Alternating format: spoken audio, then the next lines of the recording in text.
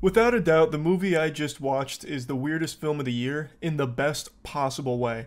It's called The Substance, and I think it's flown under a lot of people's radar because this hasn't generated nearly as much buzz as it deserves.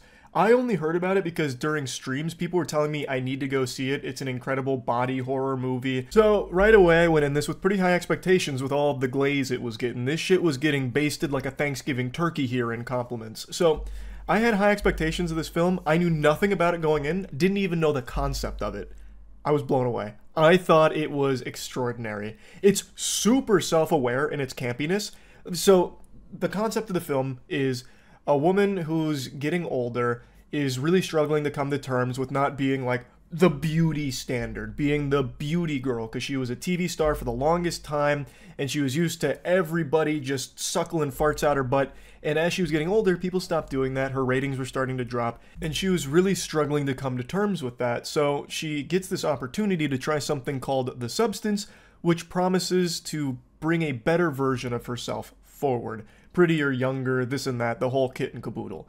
Now, while this idea has been explored numerous times, the pursuit of perfection, unrealistic beauty standards, and all kinds of things that this movie thematically explores, it has never been tackled in a way that The Substance has done. It is so good.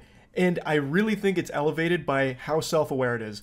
Very clearly, there's a lot of Cronenberg influence on a lot of what you see and a lot of what you experience with this movie, and I love it. It was so refreshing, it was gross, it was yucky, and I'll get into the nitty-gritty of it for sure, but I really do think this was a pretty special film, but not everyone is going to like it. We went with a pretty large group, and I'd say 60% loved it, and the other 40% were repulsed by it. They hated it. Drew was livid. There was steam coming out of his ears. He hated sitting through this movie so much. He wanted to be neuralized by the Men in Black just to get it out of his mind because he thought it was just that trash.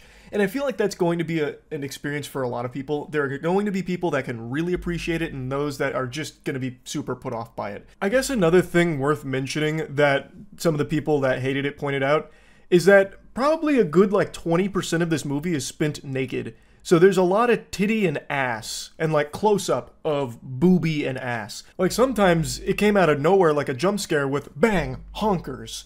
And there is a lot of that for sure. I don't think it's like needless nudity or something when it's there. There's a reason for it, but there is a lot of it there that maybe some people might find to be like excessive, because there were moments where it was like actually like softcore porn to a certain extent, especially because one of the big things is, you know, I'm not going to get into that because I think that's probably too big of a spoiler, but the sexuality of things does play a role in the actual plot of it all. But me personally, I was smiling ear to ear from start to finish like there was someone tickling my armpits. It had me in such a good mood. Like it was so fun. It was silly in all of the right ways and at all of the right moments. It was serious at all of the right moments, and the body horror is so good. Typically when something tries to be body horror in 2024, you know, the modern age, they just do the laziest, cheapest shit ever where it's like CGI blood coming out of orifices and maybe like an eye poke or something. This film, it goes hog wild. It was like watching a live action Meat Canyon film. I thought it was so good. And it also does play around with the blood too. There is like eruptions of blood. There's tons of guts and gore and everything. But that's not the bread and butter. This whole film, from the way it's filmed to what it presents you with for like the monster creature design, is stellar. I love how everything in this film feels like it's under a microscope. So even something as simple as, you know, the Hollywood big shot smoking a cigarette, it's super zoomed in on the cigarette and like his pores, and he's like got saliva dripping out of his mouth while he's smoking it. He's eating some prawns and it's like really yucky sounds, like the worst ASMR ever. And you just sit there and witness all the grossness of it. Even when it's not body horror, it's just filmed in a way that just puts you on edge effectively. And I just thought it was great. Now, like I said, a lot of people hype this movie up saying that it's one of the better body horror films and like the best horror movie of the year. And I agree, it is definitely up there. And interestingly enough, there was a sizable chunk of people that thought I'd really appreciate it because it's eerily similar to a concept that I wrote about years ago. I had an idea for a short story that I put a tweet out about like 6 or 7 years ago, and I had even told a piece of that short story on our album, The Evolution of Tears for the Gentle Men, just kind of as like a silly little track. So we put it to music, and it was just like a short summation of the story. And fundamentally what it was just this dumb dog shit idea I had where a woman achieves immortality through birthing a clone of herself. So she gets to her octogenarian era, she's senile, she's about to buy the farm, but before she dies, she spontaneously gets pregnant and births an exact copy of her younger self with all of her current self's memories. And in the substance, it's actually kind of similar. So when she gets the substance, she collapses, her back splits open, and she spawns a young version of herself. So the big thing is, she is the Matrix, and this new person, this new being, is actually her. You are one, but it is two separate people, the old you and the new you. And the thing is, you have to keep switching bodies every 7 days in order to not have any like bad side effects from it. I'm trying not to spoil anything, but all of this I'm pretty sure is going to be in the trailers because it's the entire premise of the film. Now, if you've got your thinking caps on and you're using all the neurons up here, you're going to start to connect dots that my short story and the substance, they share some similarities. Now, I'm not necessarily going to be knocking on their door with a lawyer with some papers drafted or anything, because obviously my short story did not inspire this in any way, shape, or form, and they are drastically different. But I couldn't help but actually laugh once the birthing of the younger version of herself happened, which was a really good scene, by the way. But I couldn't help but laugh because I immediately drew that connection of, oh, this is like actually my short story that I'm watching right here, this one moment. Because that is fundamentally what I was writing about for it, in a much worse, stupider way. It's done significantly better in this film, but I just thought that was so interesting that it was like even remotely similar at any stage. So I just wanted to point that out. I'm not asking for royalties or anything, I just wanted to put that out there. Yeah, I just thought this movie slapped. As I mentioned, I think it is a very self-aware film in a way you don't really see that often. It's campy in the best ways, and let me give you an example. Dennis Quaid. Dennis Quaid plays this Hollywood guy. He has the television station that our main character was once the star of, and now the younger version of herself is now the star. Of course, no one knows these are the same person or anything. Like, to everyone else, they're two separate people. And he's a huge scumbag. He's a pervert. He's a bad weirdo. He's a degenerate. And Dennis Quaid leans into the idea of, like, Hollywood sleazeball so well. So, for example, when he's, like, just traversing the world, he's in these, like, steel-toed boots. When he, like, if he was walking down the hallway in any scene, it sounded like Sonny from iRobot jogging. Like, it just sounded like metal clanking against metal every time he made a move. And the way he moved is like Vince McMahon. So he's always doing this. So every time he's walking, he's hitting him with some of this right here. And he, like, his mannerisms are so silly. So, like, towards the end where he's like, pretty girls should always smile. And then he starts walking away doing this. Like, it's so over the top, but not in a way where I was like, damn, that's cringe. Like, he's doing too much. It was like, that's perfect. Like, that's so good. It had me laughing, which I'm pretty sure was the idea with it. And it's not just him, I just think he was the best shining example of it. They'd introduce characters sometimes, like Fred, and it's just so in your face, but not in a way where it feels dumb. Like, it just feels like, oh, they're in on this being a joke, and it's supposed to be campy. But I will say, there were moments where I think they expected the audience to be stupider. So, like, a big reveal, they did a subtle moment where it reveals it, and you're like, oh, I'm picking up on that. I see what they're saying with that. That's what that means. And then, once you have that realization, the movie immediately beats you over the fucking head with a hammer with what it is. They take all the subtlety away with, like, a flashback or showing you something, like, you know, behind the curtain with, this is what it is. This is it right here. Showing you, telling you, instead of just having any level of trust in the audience to piece it together themselves with what you've shown them. So that was a little upsetting because that happened a couple of times, and I just thought it was unnecessary in a film like this. Like, you set it up well, and you had a good execution of, like, this subtle reveal. I don't think they needed to take the extra, like, 5 minutes to give you, like, the monologue, and this is what it means, and this is why I did it, and this is who I am. I just thought that was a little much. But I just thought the film was super good. I love the monsters. When the monster stuff starts happening, again, not getting into spoilers, I thought they crushed it with the design. I thought it looked great. It did a good job of being unsettling and gross. People in the theater were audibly like recoiling, going like, oh no, you know, actually emoting during a film, which I have not heard in so long in a movie theater. So I think it accomplished its goal. And it's the perfect amount of weird. Like, one of the monsters pukes out a whole titty. Like, it actually pukes out a breast, a single boobie. It just plops onto the ground, a disembodied tit. It's like, whoa, wow, that was interesting, you know? I just think The Substance is a pretty special film. I thought they crushed it. I really did. But again, I think there's going to be a ton of people who hate it.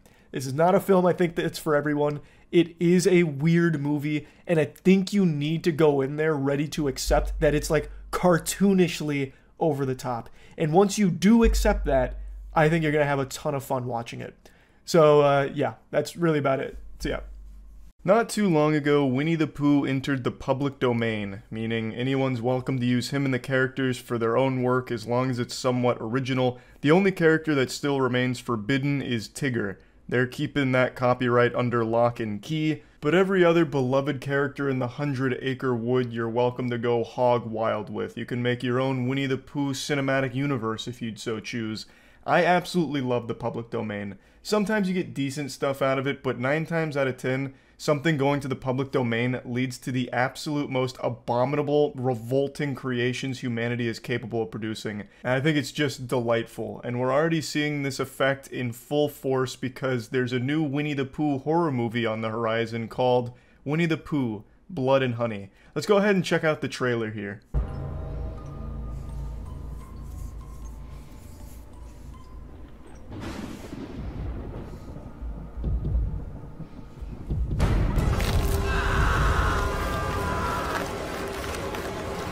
The plot, I think, is outstanding. Seems like something that'd be written by Stephen King himself. Christopher Robin has abandoned Pooh and the gang, and they're upset. So now they're coming for skulls. They've gone rabid. So one thing you'll probably immediately pick up on is the budget looks like it was $40. That's kind of standard for works that use public domain for some reason. You never really see huge budget works that borrow from the public domain, at least not as like the core focus. But that doesn't matter. You see, there's always a certain charm to these things. We need to go. There's Laura's dead. There's someone else outside. Now, there's no CGI here. This is all practical effects, if you can believe it. This is a real costume and someone underneath it, but it looks so good you probably thought it really was the actual Winnie the Pooh come to life. I love the costume design here. This seems like something they found in a Party City dumpster that vaguely resembled Winnie the Pooh and then hatched the idea for a horror movie centered around it. What was that?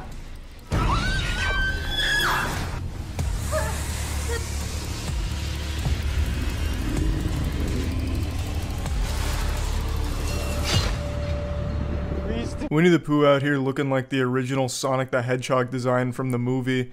It actually kind of reminds me of the SpongeBob porn parody, SpongeNob Square Nuts. Now, you know me, I'm a real positive Patty, so I don't like to be the one to nitpick things, but if I was to critique this masterpiece here, I would say that my biggest problem with it is that it doesn't really look like Winnie the Pooh and the crew hunting down and murdering people. It just seems like people found things that vaguely resembled Winnie the Pooh's team, and they're dressing up in costume and killing people at the house. So it loses the effect of Winnie the Pooh, like the actual Pooh Bear, killing people, and just becomes like, oh, it's someone dressing up like him. So it's not as cool, I don't think. It probably would have been better if they just did shitty CGI or even like hand puppets. You know, that could be kind of wild. Claymation, even. But just having like regular looking like human bodies with a Winnie the Pooh mask, it's not really the same thing as like, Winnie the Pooh's no longer addicted to honey. Now he's addicted to blood and cum, you know? It loses all of that mystique. I realize I'm not doing a great job of explaining what I mean. I just sound like someone that believes Winnie the Pooh is real. What I'm trying to say is, all they're using is a mask, right? Like, the body is still very human-like. Like, they just have normal clothes on. Like, Piglet's wearing a fucking trench coat, you know? He just looks like some edgelord from a video game, but he has a pig mask on. You know, nothing tells me that that's Piglet. I wouldn't see this trailer and immediately think it's Winnie the Pooh and Piglet. I'd think, oh, it's just a normal slasher movie and they're using a pig in bear mask. They should have done at least the bare minimum of giving Piglet, like, little hooves, you know, instead of just, like, normal hands. Because, like, when they have the sledgehammer or the axe, whatever it is, like, it's just normal hands. He's got gloves on. He's got fucking 5 fingers and gloves on. You know, instead of, like, little piggy stuff. You know, little piggy appendages. So, again, it just feels like it's normal people and wearing masks. It doesn't feel like it's fucking Winnie the Pooh's team, you know, that's come together to purge. And I feel like that's what they should have gone for. Be friends, why are you doing this, please? I would have never left, I swear, I swear.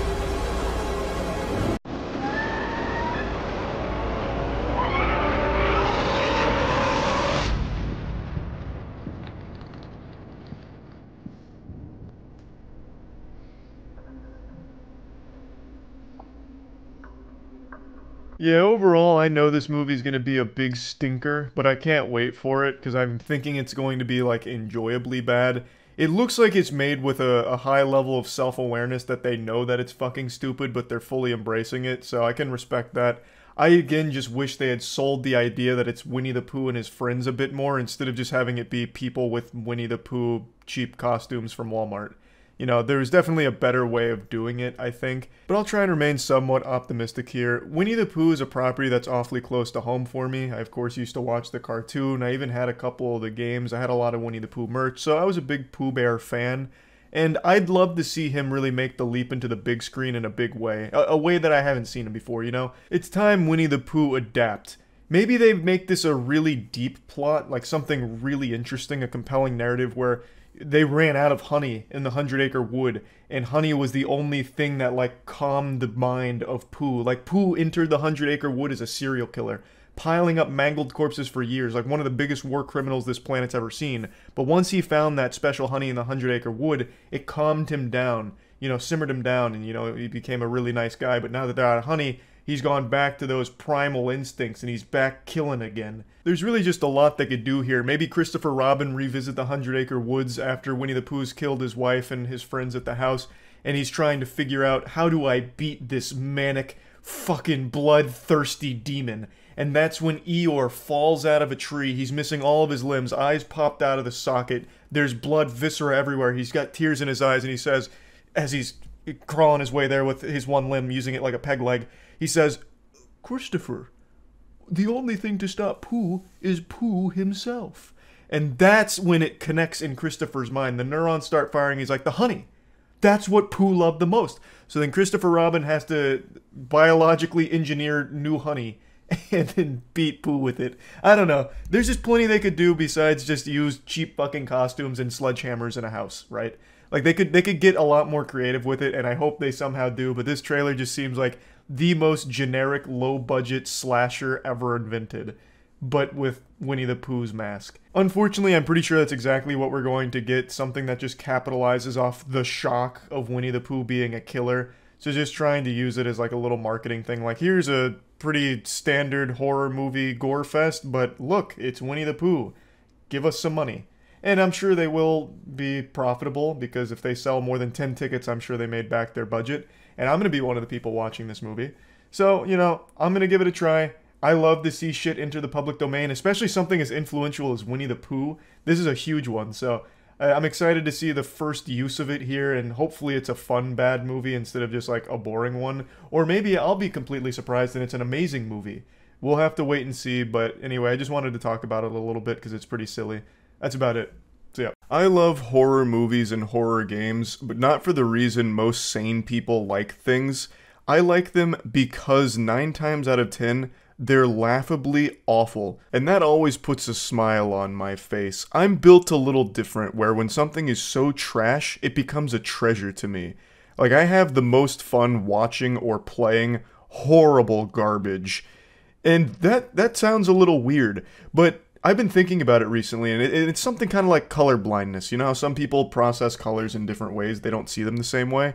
That's kind of me with quality. I'm quality blind, where when something is so bad, I perceive it as being a masterpiece. I have so much fun with bad movies or bad games. They always make me happy. Happier than like a normal good game or good movie sometimes. And I know I'm not alone. It's a very real phenomenon. It's called fun bad. It is always enjoyable to just sit down and watch or play something that is objectively not good and just laugh at it, make fun of it. You know, point your finger at it, shoot spitballs, make jokes about it with your friends. Like, it's a good time. And for years now, horror has been the main genre that's been pumping stinker after stinker, blessing us with some timeless classic fun bad content. There is more shit in the horror genre than there is in the scat fetish genre. Horror has just become like the go-to cum dumpster of absolute abominations when it comes to entertainment in movies and games. But unfortunately, sports fans, I think we're starting to enter the dark ages of the horror genre, where it's no longer making fun bad content, it's just making boring bad content that's no longer got anything redeemable about it at all. And the best example of this is the newest Insidious movie, The Red Door, which I saw last night. Now, before getting into that, I want to thank today's sponsor, Call of Dragons. Huge thanks to Call of Dragons for sponsoring today's video. Call of Dragons is a beautiful new MMO fantasy conquest game developed by the creators of Rise of Kingdoms, and they've been working on this project for over 3 years now. It's huge battles, tons of strategic freedom, and it's PC and mobile crossplay. Big coolest feature now is the behemoths. They're these massive beasts that you can use to crush your enemies in PvE and PvP. You can fight with your alliance in guild versus environment. So, to tell you about a few of them, we brought our whole alliance here with us today. Whoa! Call of Dragons! Yep! The Thunder Rock! The Thunder Rock! Ancient Magic Bear! Mighty Red Dragon, baby! There we go. Yeah. Thanks, guys. Really appreciate it. Anytime. It's contagious when it's Call of Dragons, baby. There's ancient giant bears, thunder rocks, red dragons. There's actually 8 unique behemoths you can collect, and you have to enter their lair, take them down, and you can actually own 8 or as many as you want, and you train them up. They've got their own skill trees, so you give them the skills and powers you want so that you can take them into battle and crush your enemies with them. Huge thanks again to Call of Dragons for sponsoring today's video. You can download it today by clicking the link in the description, or by scanning the QR code on your screen, or by using code CODMonster. Yeah, if you use code CODMonster in-game, you'll get special rewards. So thanks again. Magic, monsters, mastery. This is the 5th Insidious movie, and it is long overstayed its welcome. The party's over, the music stopped fucking 2 movies ago, and yet it's still here trying to party, and it's just embarrassing now. The 4th movie was already overstaying its welcome, people were already fucking tired of it then, and now it's just sad and desperate. They've got this franchise propped up like Weekend at Bernie's. It's dead, and they're just like puppeteering its corpse right now. Insidious the Red Door has no story to tell whatsoever. It has no reason to exist other than try desperately to milk a little extra coin out of the property's name, because most people remember the first 3 movies very fondly, especially the first one. I remember that being like a phenomenon when that one came out. So the name still has weight to it, and they're trying their best to just get a little bit more out of it without anything left in the tank. So the reason I'm not making a moist meter on this is because I really want to dive into just what makes a horror movie no longer fun bad, and it just becomes a sad, worthless experience like Insidious the Red Door.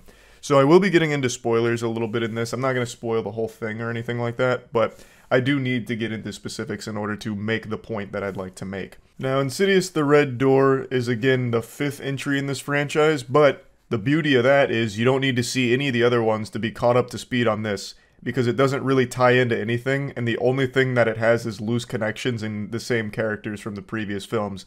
You don't need to know anything about their history. You don't need to know anything about the world that it's in. It doesn't even really need to give you a refresher course on it, because everything that happens starts after a hypnotic memory erasing moment. So they get their memories sealed away, they get amnesia in order to forget all the trauma of their past, and then this movie is them slowly like realizing that something fishy happened. Why can't they remember like a whole year of their life? And then that's kind of what the movie picks up on. So you don't really need any of the other Insidious background information, which is good because I don't think there's a single person in the fucking world who remembers Insidious 4. I feel like we all got memory erased with how bad that movie was, because absolutely nobody I've seen online talking about this, or anyone I've talked to about it, like Tiana and I saw it together and I mentioned Insidious 4 to her, and she had no fucking clue what I was talking about. I sounded like a crazy person to her, and I don't even remember a single plot point from it, other than like a jailer jingling keys like he was trying to entertain like a Twitch audience or something. So this is one of the few compliments I can give to The Red Door. At least you didn't need to see the 4th movie in order to understand what's going on here, because everything that happens in this film is already nonsensical and self-contained to begin with.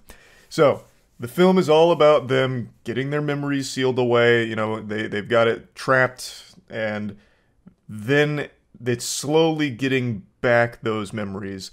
Dalton, the son in the franchise, is going off to college, and the dad, Patrick Wilson, he's kind of an absent father. He's been pushed away, and he's always foggy, as he calls it. His memories aren't what they should be, and it makes him upset. So he basically abandons his family in order to exist in this perpetual trance of confusion. So he's not a great dad anymore, and Dalton resents him for it. But he eventually lets his dad drive him to college. And he's an art student, and he gets a new art teacher who's a real hard ass. And she basically brings the demon out of him. He goes into like a meditative state under the instruction of the art teacher, and then he draws the red door. And once the red door is put on the canvas, all hell breaks loose. And by that I mean 2 jump scares happen, and pretty much nothing else. This movie is not even a horror film. That's the big plot twist. It is legitimately like a CW supernatural thriller, at best. There are very, very few horror elements in here other than just very loud jump scares occasionally, but even that's pretty rare. They ordered a horror movie but forgot the scary. They said, hey, can we put the scary on the side? And forgot the side of scary. This shit is so flat and goofy. So, Dalton, after drawing the red door, a hand like slaps his hand. He's like, oh no! So then he rushes back to his dorm in order to keep painting it and figure out what this means, because now he's starting to see things. Also, he has a roommate, and her name is Chris. And she doesn't make any sense in this film, because she is like the complete antithesis to a character you'd expect in a horror movie. She is constantly joking, and I think that's fine as a character trait, and I think it would work in other movies, but here, she does not stop joking. She doesn't take anything seriously. So when something that's supposed to be somewhat scary happens, Chris will immediately just get rid of all the tension with a joke like, hey, what are you doing on the floor? I just put a bottle rocket in the frat dude's toilet, and I think it went straight up his asshole. And, like, come on, get up. You gotta see this. He's walking around with a firework in his butt. And it's like, oh, wow, okay, so now there's, like, no tension left and there's no scares left. Like, I don't even dislike Chris as a character because she was entertaining, at the very least, whereas nothing else in the movie was. At least she was trying to make something out of nothing with this film, but it does not fit in what is supposed to be a horror film, because when she's on screen, you know that it's just going to be a bit silly, because that's all she does, is just have fun. Even in the most tense of moments, she gets strangled by an invisible demon, and right after that, like, within 2 scenes, she's back to joking and gets a bunch of, like, night lights and makes jokes about it. So it's just a character that doesn't take the movie seriously, so how the fuck is the audience supposed to? You have a character that is actually just, like, making fun of the film that they're in.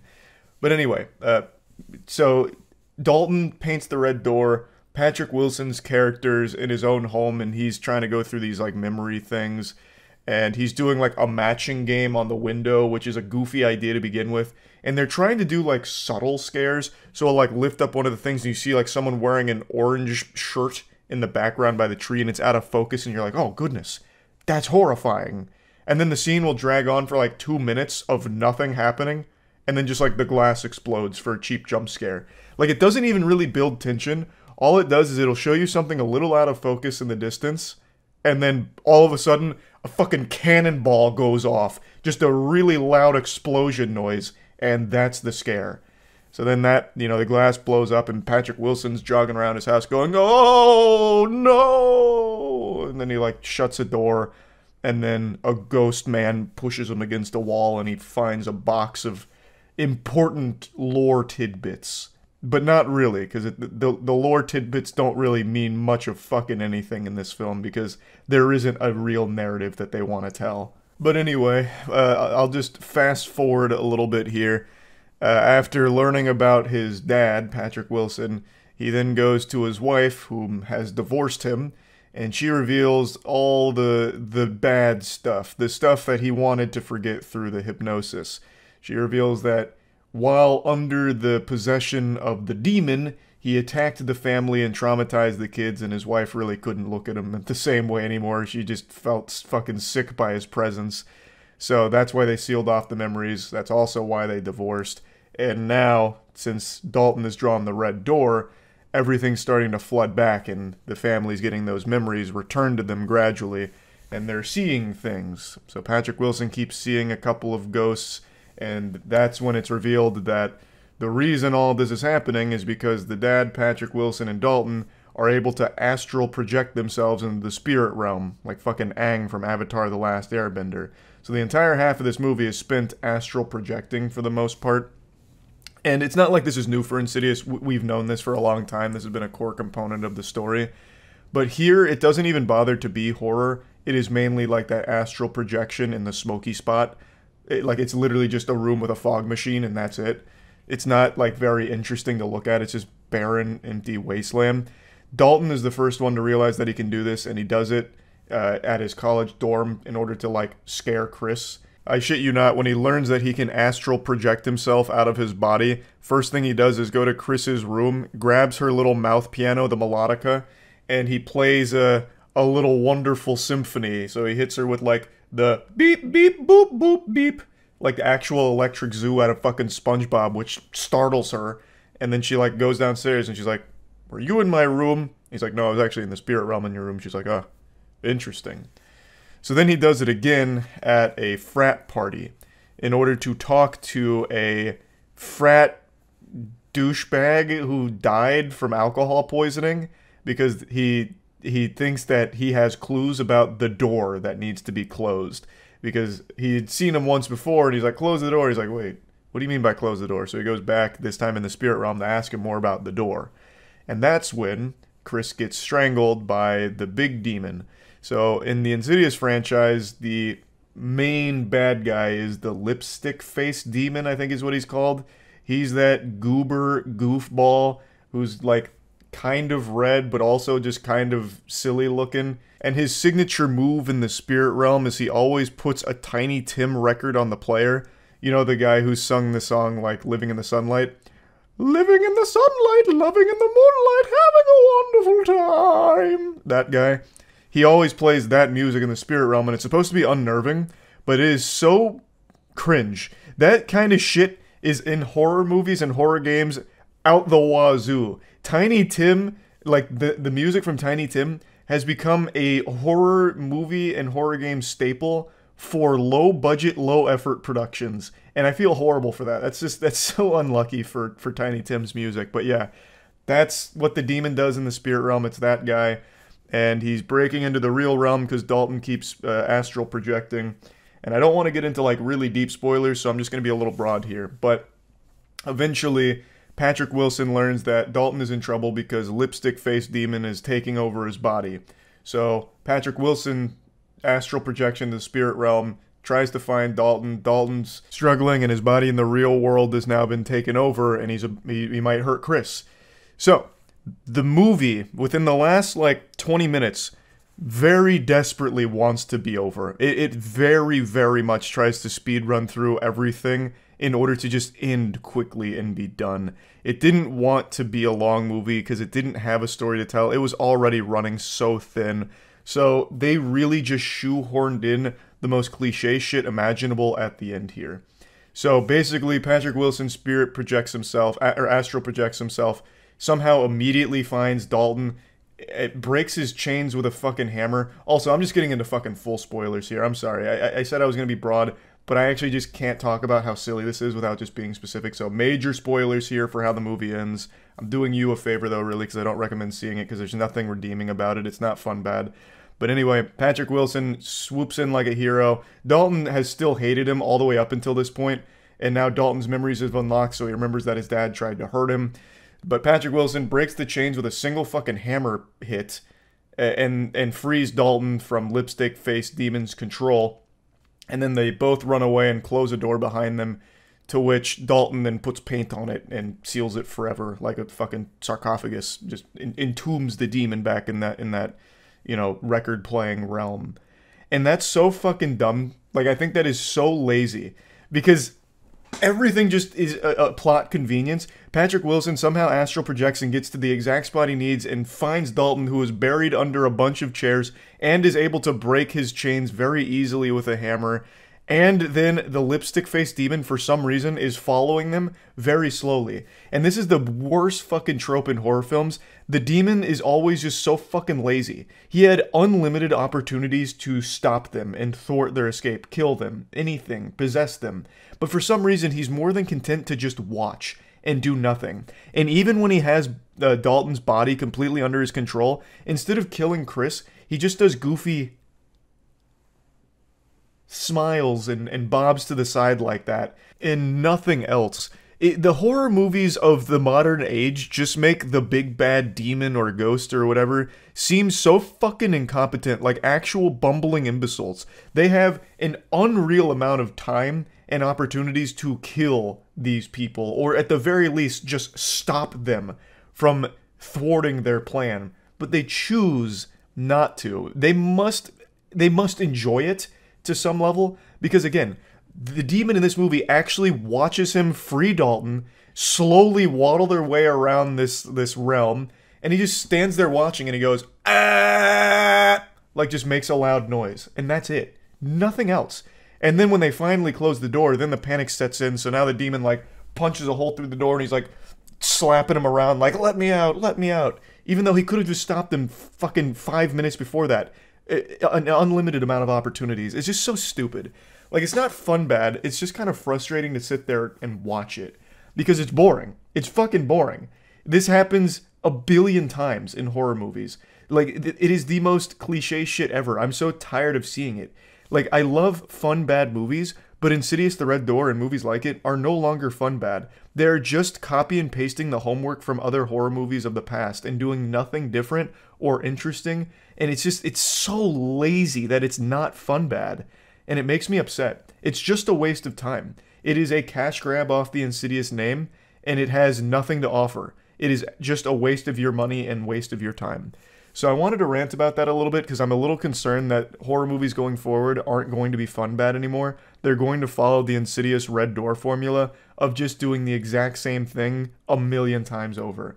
And it's going to lose all of its luster. Horror games have already been going this direction. A lot of horror games that come out these days are just the same old walking simulators that do nothing different. It's just the same jump scares, same walking simulators, so they're fucking boring now. It's very rare that you get a fun, bad horror game. But now it seems like movies are starting to go that direction too, and I think Insidious, The Red Door, has really set the bar for what I think a lot of these are going to look like, which sucks. So, just wanted to talk about this a little bit. That's really about it. So, yep. Wow. Yeah, I just saw the Winnie the Pooh horror movie, Blood and Honey, and it is, without exaggeration, one of the stinkiest horror films I've ever had the pleasure of watching, and undoubtedly in the top 10 worst films I've ever seen in theaters, which is truly an honor, because I've seen all kinds of worthless, absolute trash. Now, I'm sure you all know Winnie the Pooh's public domain now, which is why this film was able to be made in the first place. This isn't like an official Winnie the Pooh production. It's not canon. This isn't going to be part of the established Winnie the Pooh lore. The property went to the public domain Thunderdome, meaning anybody could use and abuse it freely. So a lot of people tried to latch on to the tit and suckle some milk out of the power of the IP. And this led to this production here. It was a very cheap one that was haphazardly thrown together, clearly trying to capitalize off the wackiness of its concept. What if Winnie the Pooh killed people? And that's about it. That's as far as the creativity goes. And it's very clear they rushed the fuck out of this because nothing works. This is the laziest, most unapologetic cash grab I've ever seen in my life. But it doesn't even have the decency to be self-aware. It is bad at everything it tries to do, and it doesn't even do it with like a smile on its face. Of course I knew going into this it was going to be bad. Anyone with eyes could see that this would be dog shit. I mean, just look at the costume. They didn't even bother putting any effort into Winnie the Pooh or Piglet. They just found the cheapest masks available at Party City and then just had 2 guys wearing the masks. That's it. They also have human hands. And also a lot of times the mask kind of rides up a little bit so you can just see like a normal human actor underneath the mask. It's just a disaster. This is one of the few films where I actually took notes during it because I felt like I was so insulted and I couldn't believe what I was watching. So I jotted down a few notes during this, also because it was basically just me and Aaron in this movie theater watching it together, fucking stunned by what we were witnessing. It is truly a catastrophe on every level, but I will openly say it was fun bad. It was. I'm happy to report it wasn't boring bad. Its sheer incompetence and its inability to do anything right while not being self-aware made it a fun, enjoyably shit film. So I'd like to walk you through a lot of what happens here. Clearly we're going to get in spoiler territory, so fair warning, though I don't know why you'd give a fuck about spoilers for this kind of movie. It's not exactly heavy on the narrative at all. So let's go ahead and dive in. Just to give you a quick example of how much they cared about doing this cheaply, they don't have Winnie or Piglet talk. They clearly wanted to save money on the budget by not having additional voice actors try and impersonate Winnie or Piglet, so they came up with this. During a harsh winter, Winnie the Pooh hatched this genius idea to eat Eeyore in order to save the rest of them. So they sacrifice Eeyore for the greater good, they eat him, and then take a vow of silence because they were so traumatized by what they had done to their friend. So they never speak. So that saved them some money. The story is as follows. Christopher Robin meets Winnie and the gang in the 100-acre wood. They're friends for a while, but Christopher Robin goes off to college, and during that time, the group goes fucking hog wild. They go Insano style. Their minds break, they turn to madness, and they become these ferocious killing machines. For some reason, because they felt abandoned by Christopher Robin. But Christopher Robin is now engaged, and he wants to bring his fiancée into everything that was important in his life, which includes Winnie and the gang, so they visit the 100-acre wood looking for them, and his fiancée doesn't believe him. But then we get like Darman level acting throughout the entire film, but immediately it starts to shine because his wife is like, "You are so successful because you are creative. And even if these are imaginary friends, that business that you have made and you being as creative as you have been has led to you being one of the best people in the world, Christopher Robin. But I'm not sure if they're real." And Christopher's like, "But no, fiancé, these are real." And then sure enough, they eventually stumble upon the cabin, and then Piglet grabs a chain and strangles his wife till she dies. And then Christopher Robin gets cornered by Pooh and Piglet, and he drops what I believe to be one of the most iconic lines in horror movies now. He says, "Pooh, you've got to help me. Something's wrong with Piglet. He killed my wife." and then that's when it sinks in on Christopher Robin that they're all, you know, off their gourd. So Pooh and Piglet start closing in on Christopher Robin as he's yelling and screaming. And he's saying, "We were friends, but we were friends. We were friends. What happened to us being friends?" And then they kidnap him, and that's the intro. A fierce and fiery start to this one. And I'd like to mention that the 2 actors in the Winnie and Piglet costumes, I wouldn't be surprised to learn that they're like 80 years old. Because they move around so fucking slow. Especially Pooh Bear. Pooh Bear fee-fi-fo-fums around like he's carrying 1,000 pounds on each ankle. I thought for a second every time they moved, they slowed down the footage by like half. Like they moved at 0.5 speed. It really looks like they're riddled with arthritis. Every movement they make is extremely stiff. When they kill somebody, it's almost like animatronic to a certain degree. Like, it's so jarring. I would have expected them to be a little more limber since they're supposed to be like these crazy, agile, unstoppable killing machines. But my god, they are painfully slow and stiff. It's weird. But anyway, moving on. So that's the intro done. And then we get to our main characters. And I couldn't even tell you any of their names because it just genuinely wasn't important. They are actual just meat balloons for Winnie and Piglet to pop. So it's a group of girls that go to this cabin in the 100-acre wood for a vacation. And this is a no technology vacation. They want to go off the grid, you know, like in fucking witness protection, basically. So they turn their phones off and everything is when they get to the cabin. But unfortunately, one of their friends was a little late, so when she was calling them to ask for directions, they didn't answer. So she pulled over outside, like next to the cabin, a little far down the road, and was trying to get like them to answer. And as she's calling, Pooh Bear spots her. And this is very bad because Pooh Bear's got a taste for blood, and he's gluttonous. So Pooh Bear starts chasing her down like this. The girl's screaming.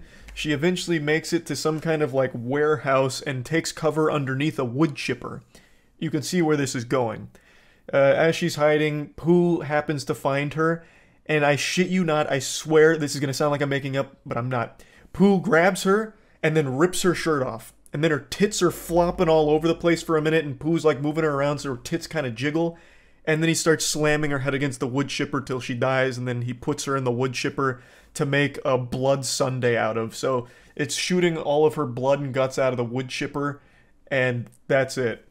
I don't understand what the point was in Pooh Bear stripping her nude, basically. Well, I guess not fully nude, making her topless. I don't really get it. I thought this was going to be like some kind of narrative plot point where like he sees her tits and his eyes just go like awooga or something to indicate that he's like a pervert, like truly just the most, you know, reprehensible menace of all time. But it played no role in anything because Pooh doesn't talk, he has no emotion, he has no real character, he just kills. So what the fuck was a point in just like having her tits all over the place for like 20 seconds?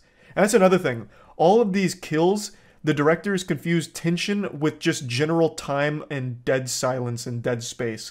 So when she's hiding, it is painfully long of her just sitting there and Pooh's feet by the door. It'll go on for like 45 seconds of nothing happening. It's not building tension, it's just overstaying its welcome, and it's just dead space. It's fucking worthless. And that's for every single kill. The director really just thought like holding a still frame of something in the background is building tension, and it's just not. It was just really mind-numbingly boring, and it really lasted a long time. Like in the intro, when Christopher Robin was saying, but we were friends, and Piglet and Pooh were coming in, that scene was probably about 2 minutes of them standing there, slowly getting closer, as Christopher Robin repeated the same 5 lines over and over again, like it was an NPC malfunctioning in a video game. It was painful how long those scenes would drag. But anyway, moving on, so that girl got thrown in the wood chipper. Back at the cabin, one of the girls is an Instagram model, so she's in her downtime playing music in a hot tub, and while Pooh Bear is dispensing of like this corpse, this skeleton of one of their victims, he hears the music, so he looks around, and then he sees the hot tub. So as she's taking Instagram pictures, you can see Pooh in the background, and the girl notices that too, and she's like, oh, what the fuck is this? That's a weird looking creature back there. So then she turns around, literally knows Pooh is there and knows that it's some kind of fucked up abomination back there, and she's like, I know you're there, but you're not gonna ruin my vacation, or what was the line? You're not gonna ruin my hot tub or something? I don't know, it was a terrible line, but she recognizes that there is a complete stranger in these fucking woods, this giant fucking animal recognizes that, and then just says, you're not gonna ruin my time, so she gets back in the hot tub, where she gets chloroformed by Piglet and Pooh Bear. So then they fucking hog tire on the front porch and then steal one of their cars, and Piglet puts his foot on her while Pooh Bear slowly drives over her skull, and then you get a close-up of her skull slowly exploding so her eye pops out at the camera, and then blood starts squirting, and they're using the worst CGI of all time for the blood squirting, and eventually her head just pops and blows up. The genre that this movie's in is torture porn, pretty much. Like, that is basically all it is. It's just Winnie and Piglet torturing and killing people. I even forgot to mention that Christopher Robin is being tortured by Pooh. He was hitting him with Eeyore's tail, just like fucking flogging him with it. And this is what I'm talking about with a lot of things they try they didn't even bother to follow through on. There's a moment where Christopher Robin's like, I know you're still good in there, Pooh. This isn't you. You killed my wife, but I know you're still good in there. And then Pooh has this moment where he like cries, and then he breaks some boxes, and then he looks at himself in the mirror, and then he goes back to hitting him with Eeyore's tail, and it's never explored again. Like, ever. At all. Like, there's just this brief moment of vulnerability, but then he goes right back to just being this two-dimensional killing machine. So now, back to the cabin. They blow up that girl's head with the car.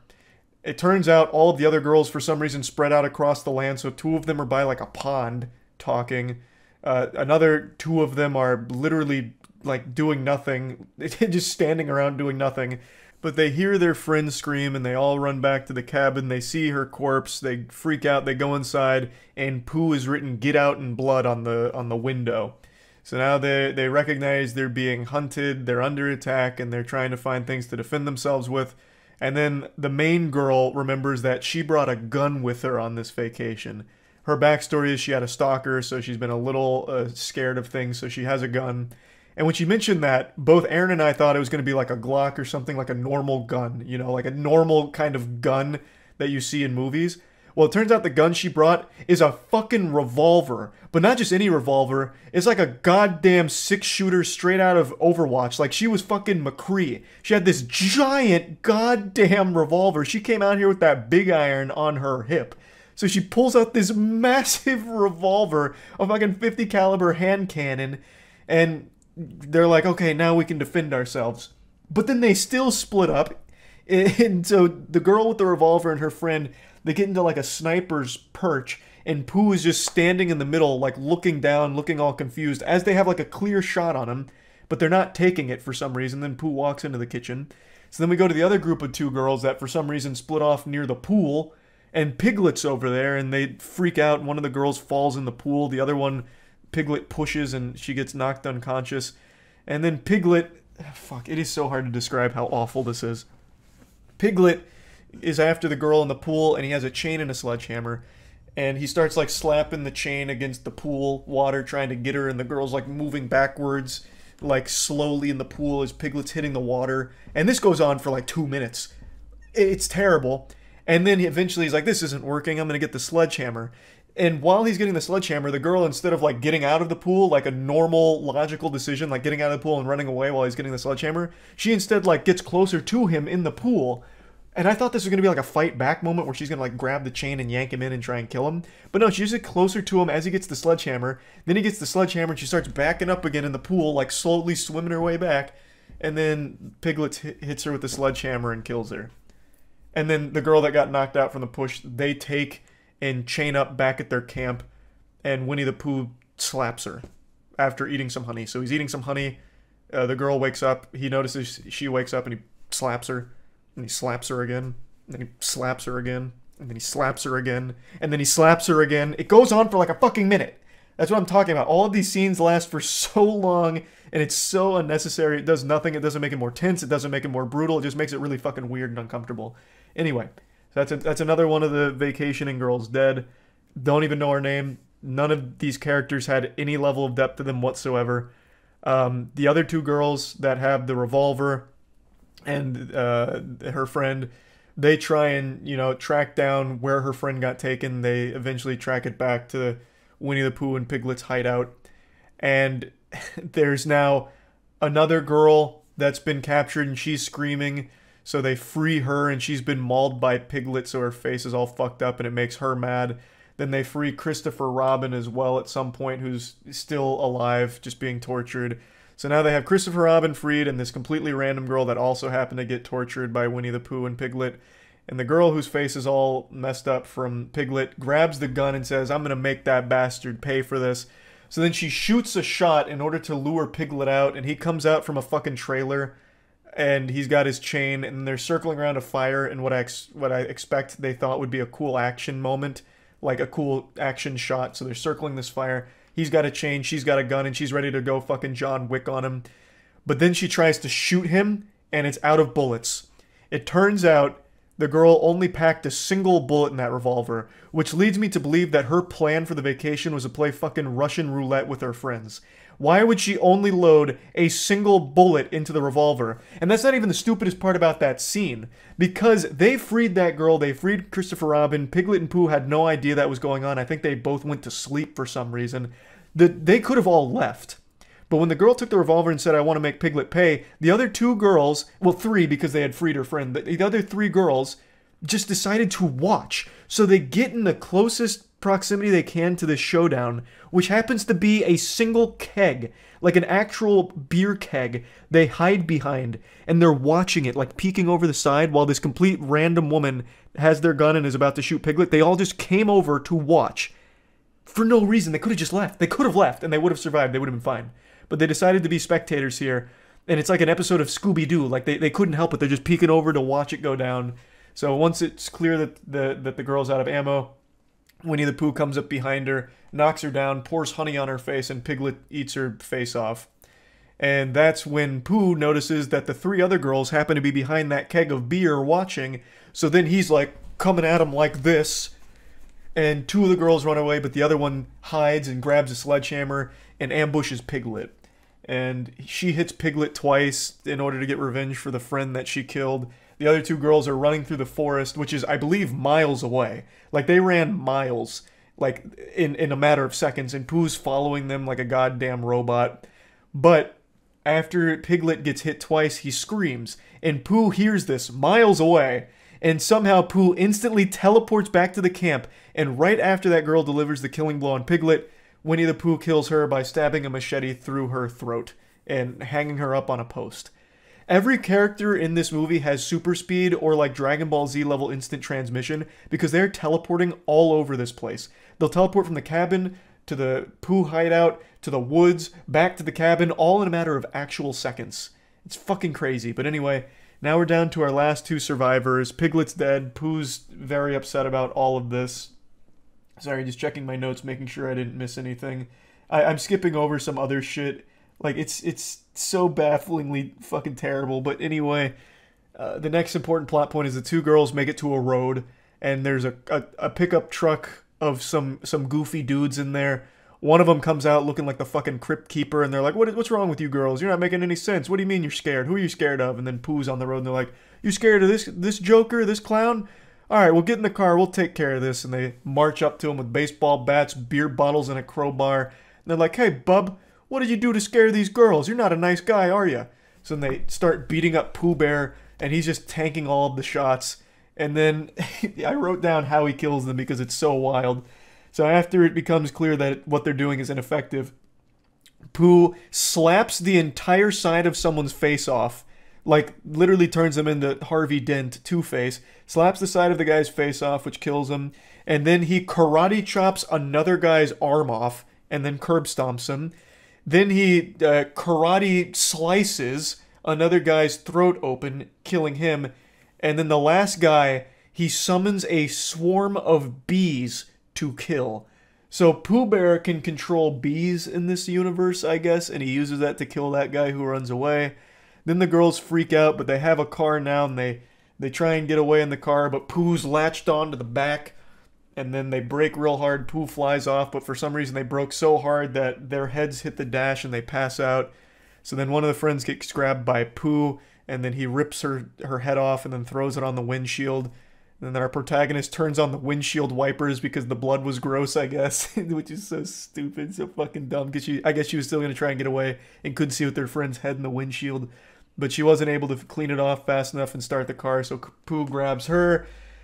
And he's about to kill her, but then Christopher Robin comes speeding in another vehicle and hits Pooh, which stuns him, but it doesn't kill him. So then Pooh grabs that girl one more time, slits her throat in front of Christopher Robin, and then says the only line that Pooh and Piglet have, and he says, "You left us." And then, after, kills the girl, slits her throat, and then just starts stabbing her a million times as Christopher Robin cries and runs away. Roll credits. I just summed up the whole movie for you. That is the whole movie. I am convinced that they were padding for time with all of those very long, drawn-out sections of, nothing happening. I think that was in order to fill time, in order to make, the bare minimum for a feature-length film, because this movie is fucking short. Way shorter than I would have ever expected. It's over in, a single blink of the eye. And everything that happens is so half-baked and terrible. All of it looks terrible. None of what they even attempted to do lands in even the singlest, slightest capacity. I thought this would be self-aware goofiness. It's not self-aware. It is goofy, but for all the wrong reasons, which almost makes it better. Like I said, it is enjoyably bad. It is fun bad. It's no Moonfall, unfortunately, but I did enjoy my time watching it. It was something special. Oh bother! I tell you, this one was a super stinker, and I just had to come home and vent about it and talk about it because holy shit, It has a 5% on Rotten Tomatoes, which I actually agree with. It's very rare I agree with Rotten Tomatoes scores. That one's right on the money. 5% sounds about right. The audience score of 51%, though, I can't understand because it is enjoyably shit. Like, it is a fun, bad movie. It's something wild. That's about it. So, yeah. If you call yourself a fan of The Nun, I'll call you a liar. Find me one person in the world who actually thinks The Nun is a good horror movie, and I'll find you a deceiver, a teller of fibs. I just don't think it's possible that there is anyone out there on this entire space rock that thinks The Nun was an actually good movie. Now, I'm sure there are plenty of arguments you can make that it's an entertaining one, like a fun, bad, enjoyable movie. I would agree with you there to a certain extent. But anyone that would actually think that the movie was good enough to deserve a sequel, I just can't imagine that being the case. I don't think there's a such thing as fans of The Nun. There's probably more fans of eating paint chips than that movie. And yet somehow, the Hollywood soulless suits, these zombie husks that control the pipeline of big budget movies, deemed this franchise worth a new entry.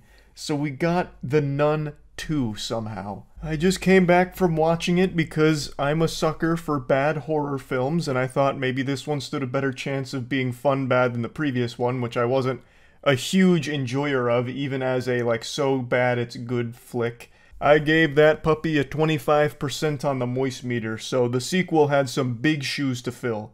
And unfortunately, the only thing that was filled was my water when I finished drinking all of it to keep myself awake. Every single scene in this film, except for maybe one or two, is a scene that they have literally used 1,000 times by now. In their own franchise, in the Conjuring movies, in the Annabelle movies, every scene in The Nun 2, I'm pretty sure is copy and pasted with a different skin for this film.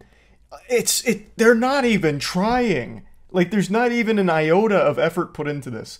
I'll get my only compliments out of the way right now. There are two scenes that stood out to me as, like, actually being creative. And one of them was about the main character, Irene, whom you'll remember from the first film, having visions. And the visions in this film work like genjutsu in Naruto. So, fucking Itachi here traps her in a genjutsu, and she's seeing the nun on a billboard. There's crows flying by. It's actually very much like Itachi. Maybe that's who the demon is. And so she's looking at this board that has all of these magazines on it. Wind blows in, it starts flipping the magazines around, and the magazines flip to a bunch of different pages that eventually form something that resembles the nun, and then she jolts her arm out and strangles Irene. And it was pretty cool. I was like, that's very interesting, and the jump scare was pretty effective. Not that jump scares are something to be proud of, per se, but if you're going to do them, at least do them well. You know, a jump scare is basically just like a quick, loud noise in the middle of quiet in order to trigger that brief little startle sensation, because our caveman brains are hardwired that way. It's the best comparison, and the one that always gets made, is a comedian going out into the crowd and tickling someone and calling it good comedy.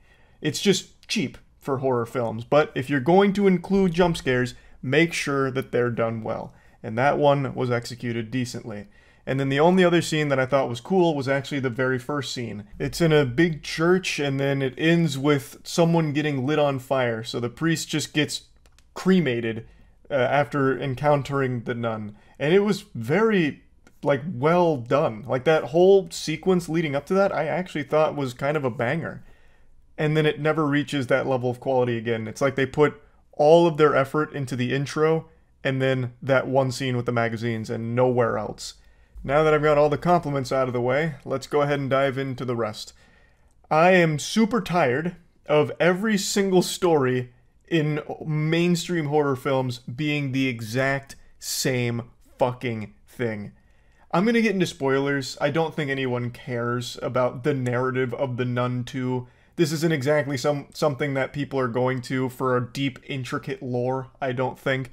It does loosely tie into the Conjuring universe, but only because there's a post-credit scene that works like the Avengers, where the Warrens get a phone call and he's like, "How can I help you?" I'm on it. That's the only tie-in. Other than that, there is nothing here that even connects it. So anyway, the film's narrative is the exact same plot to about 5,000 other horror films. like almost to a T. I'm confident now that these are being written by AI because it's just taking the same DNA of everything else and doing nothing different with it, not even a unique spin. And like all other horror movies that have come before it, if you stop and think about the plot to this for even just 2 seconds, the entire movie falls apart. Let me explain how that works in this film. So the first scene that I mentioned, the one that I like, yeah, the nun lights that priest on fire, literally just burns him alive with no effort at all, and then never does it again. Falls into the same tropey horror garbage where once the demon is doing what they want to do, all of a sudden the extent of its power is opening and closing doors, or making a scary face appear to spook somebody, or moving some chairs around, or something like that. It's just, it becomes so weak, even though like at the very beginning of this film, which in real world time of the movie, well, that's the opposite of real world time, in movie time was only like a month ago, we saw it light someone on fire effortlessly. And now all of a sudden, all it can do is lightly push things around. It has about as much force as a light breeze in the summertime wind. Like, how? Like, what could have easily happened is the demon goes to the place it wants to go, lights everybody on fire, kills them instantly, and then gets what it wants. And what does it want? It wants an ancient artifact. So the demon was able to find where the ancient artifact was, and it infiltrates a school. And at the school, it starts scaring kids. For no reason, really. Just starts startling children and nothing else. And before doing that, it had actually just snapped the neck of a woman who gave a delivery to where the demon was staying. So the demon is still perfectly capable of killing people, yet for some reason when it comes to that school, with the main objective in that school, it decides not to kill anyone. Why? It easily can. It just demonstrated that multiple times, like, and now all of a sudden it's a pacifist? It just doesn't make any sense. There's no explanation for why the demon doesn't just kill everyone at that school and then get the artifact, because it knows it's there. It could just get it once everyone's gone. The only argument I can see for why it wouldn't want to do that is it doesn't know exactly where that artifact is, so it's trying to lead people on a wild goose chase to accidentally locate it. But I think that's kind of a weak theory, and it's one I'm just making up to try and justify bad writing here. But let's assume that is the reason. It's still fucking stupid because if no one's around, there's no one to foil their plans. In every single horror movie, it seems like the bad entity, the bad thing, is always more than willing to just let everyone in the film stop it. Like, it wants to be stopped. It has a humiliation fetish and it wants to be beaten for some reason. Because it just lets everyone solve the mystery and do the only thing that can defeat it. In fact, sometimes it just leads them to the thing that can beat it. For no reason. Like, why? Why? So, the demon is at the school now. It's incognito, and Irene from the first film, as well as a new character, are working together to try and track down the demon because the Vatican has been alerted to its presence, that it's back. It wasn't actually defeated in the previous film. The Vatican in this movie works like the Men in Black. They have, like, this really deep network of, like, intel and operatives that keep everyone up to date on demon activity. So they get the scoop, they figure out what the demon wants and where it is, and they go to the place. I'm just really speedrunning through all of this because most of the film is spent with just really lame, cheap jump scares and a complete absence of suspense or any real reason for what's unfolding. It's just the demon goofing around, scaring children at a school. That's it. So the good guys get to the school, they confront the demon directly, and the demon, for some reason, just starts walking off after they figure out what it's there for. And keep in mind, this demon has shown that it can basically teleport and be anywhere it wants. But at the end of the film, all of a sudden, all it can do is walk or jog a little bit very slowly, which is another trope in horror films where for the entire movie, the demon can be everywhere, and now all of a sudden at the end, all it can do is walk at the speed of like an 85-year-old woman. Doesn't make any sense, but that's exactly what happens here, and the good characters are trying to stop it, and the demon punches one of them, which sends her flying against some glass, and then force pushes another one and keeps walking. Why not just kill them? The demon has superhuman strength. That punch sent her flying. Could have easily killed her, finished the job. Like, there was no reason the demon wouldn't do that. And the force push, again, could have easily just killed her instead. But makes the decision not to. They catch up to the demon after getting pushed away. They all together get the artifact, and it's a big struggle between the demon and the humans. Even though I don't know how that can even be a contest, because the demon has superpowers. It could just push them away. But it scarcely uses that, and when it does, it's like a very light push. So they engage in this struggle over the artifact, and eventually the demon starts slamming one of the girls' heads onto the concrete, and I was like, oh, he's about to kill her. And then doesn't. After slamming her head on the concrete, the demon lifts her up in a chokehold, like he's about to perform a cane choke slam, and then one of the students grabs the artifact and runs away, and the demon looks, sees the girl running away, and for some reason just lightly drops the main character. When earlier in the film, he did something similar with a complete stranger and snapped her neck effortlessly. He could have easily done that to the main character and would have solved every single one of the demon's problems. Like, there would be no one left to stop him. But inexplicably just lets her go. And also, I forgot to mention this, a goat man gets summoned, which was actually kind of hype. This is another compliment, the goat man.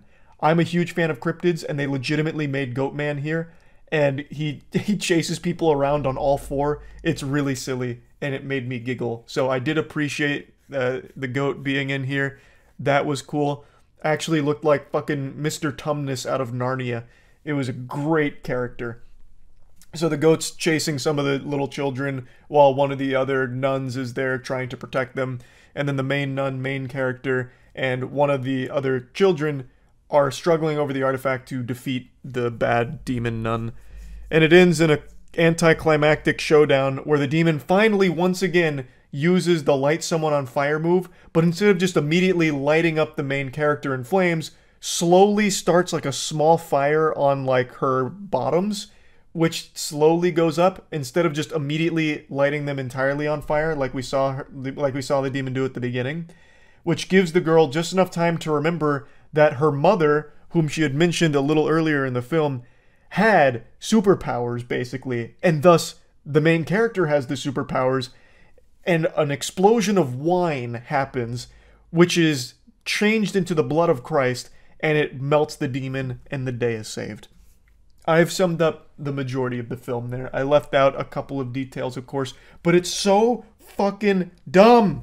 It's so dumb. It's insultingly stupid. There's not even really that many fun bad moments in here. It's just such a snooze fest because it's every single horror movie trope ever rolled into this film, unapologetically. Like, if you're going to do that, at least get creative when it comes to your jump scares, and it actually builds some suspense and do something fun there. It doesn't even try outside of a couple of scenes. Damn it. So yeah, I don't know why they even bothered making a sequel to The Nun. The first one was terrible, and this one I'm actually going to say is a little better. Like, objectively speaking, I think this movie is a little bit better than the first one, but it doesn't make it enjoyable. Like, it's just slightly better than a piece of shit. It's like a less stinky piece of shit. But yeah, I just wanted to rant about this movie a little bit because I am still shocked that it even got a sequel in the first place. Yeah, hopefully the next Conjuring movie's good. We'll see. But anyway, that's about it. See ya. Yeah, I saw this movie last night. I'm sure almost none of you had any interest in seeing this, but I still have to rant about it anyway. It's not a horror movie per se, but I think it kind of billed itself as one, so I went into it expecting it to be one, and I think most people are under the impression. It's one of the sillier films of the year. I don't think it's worse than Tarot, I don't think it's worse than The Strangers, but man, this was still so bad.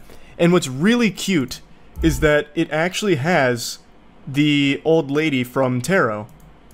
So she now has an incredibly stacked 2024, where she has now been in 2 unbelievably atrocious stinkers. And that's kind of admirable. And she plays the exact same character in this movie as she did in Tarot for the most part. The premise is cool. So I actually like the premise. The premise is basically Dakota Fanning, she finds herself in the forest after a pet delivery gone wrong. and she stumbles upon this weird building with these 3 strangers in there, and every night they have to lock themselves in, and they get watched by mysterious entities on the outside that they can't see, they can only hear. And it lends itself well to some kind of cool mystery. But does anyone care about spoilers? I can't imagine anyone really gives a fuck. Like, is anyone gonna shake their fist at me like, how dare you? If I get into spoilers?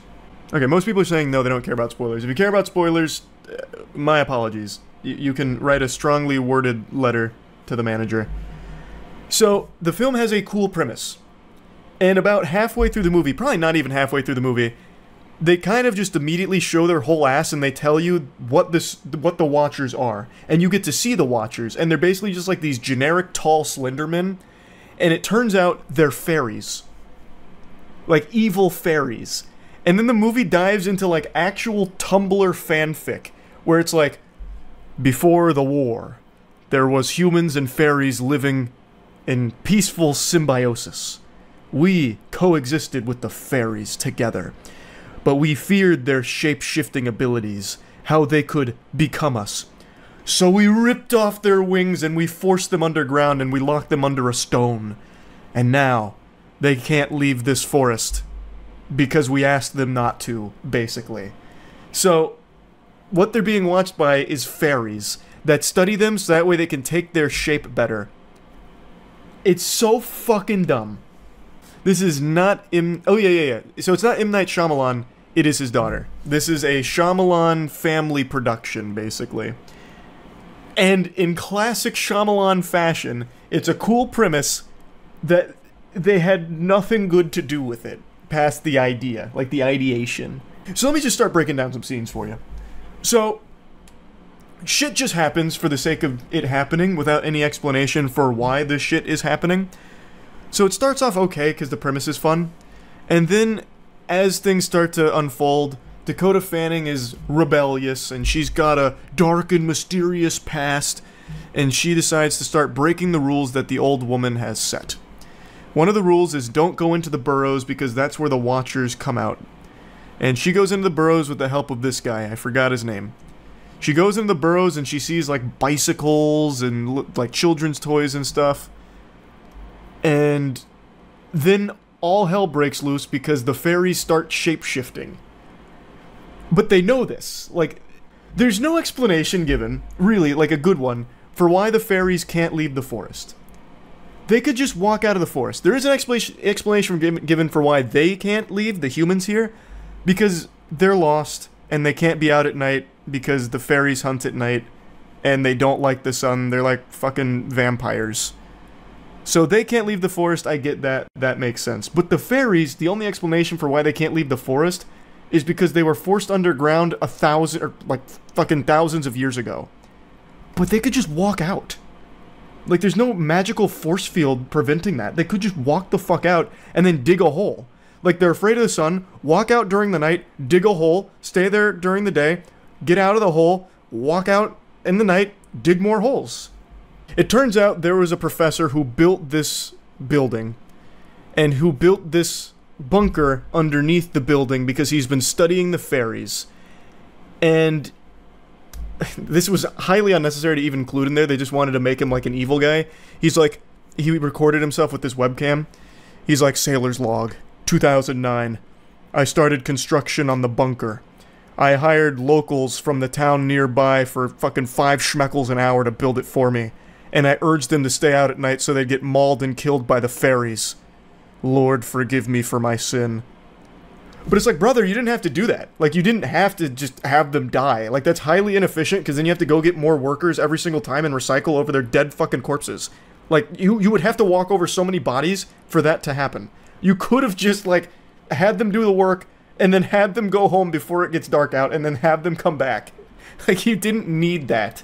But it's things like that. Eventually he catches a fairy, and he's like training it like a pet. So they're watching these videos of him training the fairy, like learning from the fairy. And then randomly in his last entry, he's like, I've got to kill it. I've got no choice. I'm going to take it behind the barn and I'm going to fucking shoot it in the heart. And then I'm going to shoot myself. for no fucking reason.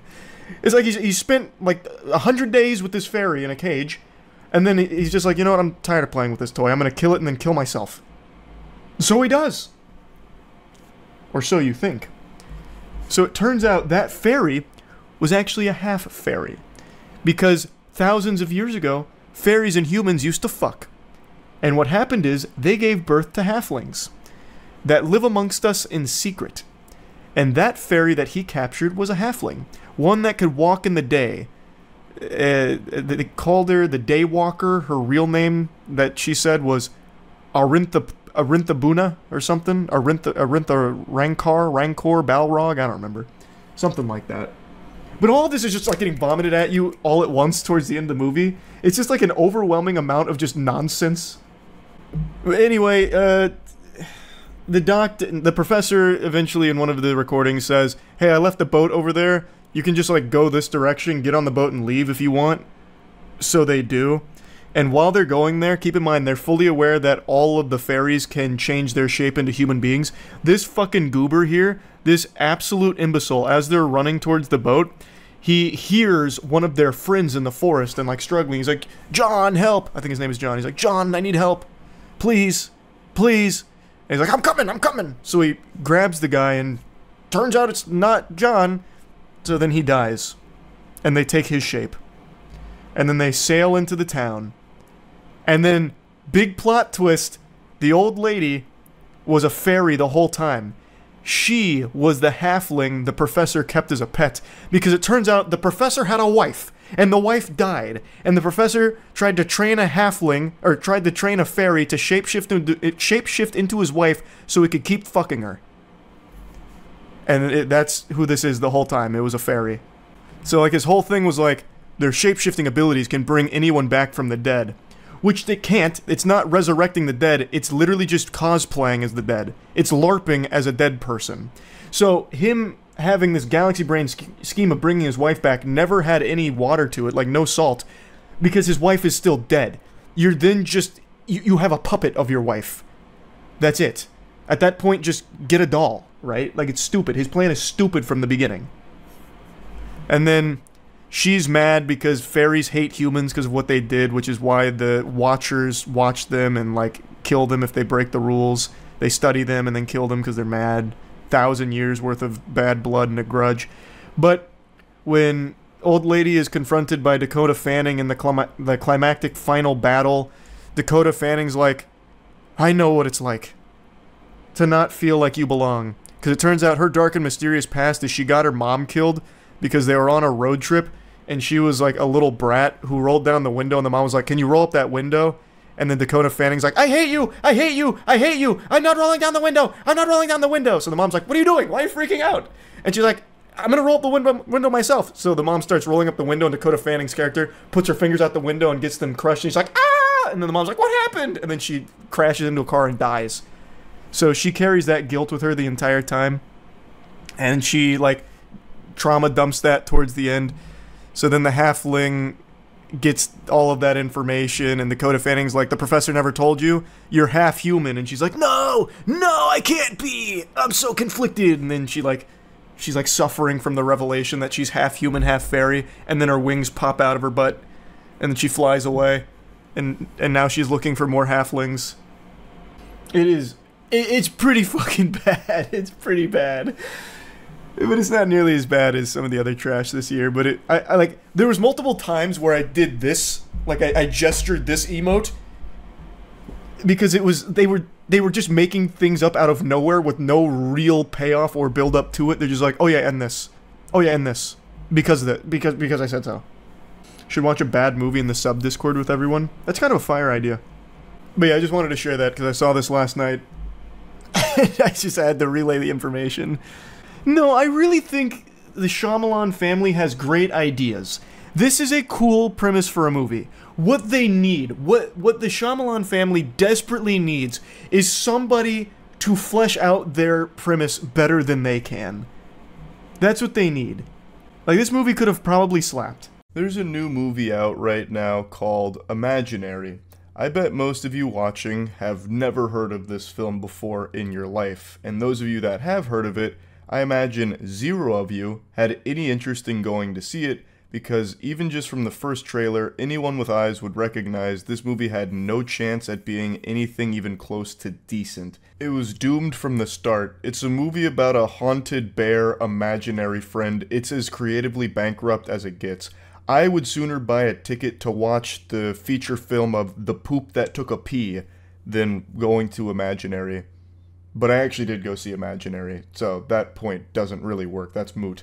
I saw it yesterday and can confirm beyond a shadow of a doubt, it's horrible. It's trash. It's terrible.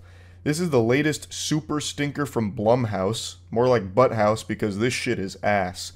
I am no stranger to bad movies, as all of you know. I have a huge passion for seeing them, but man, Blumhouse is pumping out some extraordinarily boring ones. It feels like they're not even trying with anything anymore. They just know that because the budget is so low for these movies, and there's so many people in the world that just want something to do, they'll make a profit off those just curious enough to buy tickets to pass time. So they don't even bother putting in the bare minimum amount of effort to even produce something that has a single redeeming quality about it. Like, I'm pretty sure Imaginary was probably filmed in like 2 weeks because they just used the first take of everything that they shot and then just called it a wrap and said, print it, good enough.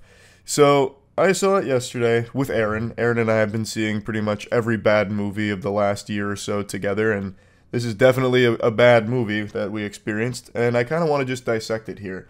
Not for any reason other than I saw it, so I kind of just want to debrief about it. I know none of you are interested in seeing it, but I don't care. I'm going to peel your eyes open and make you understand why this movie turbo sucks.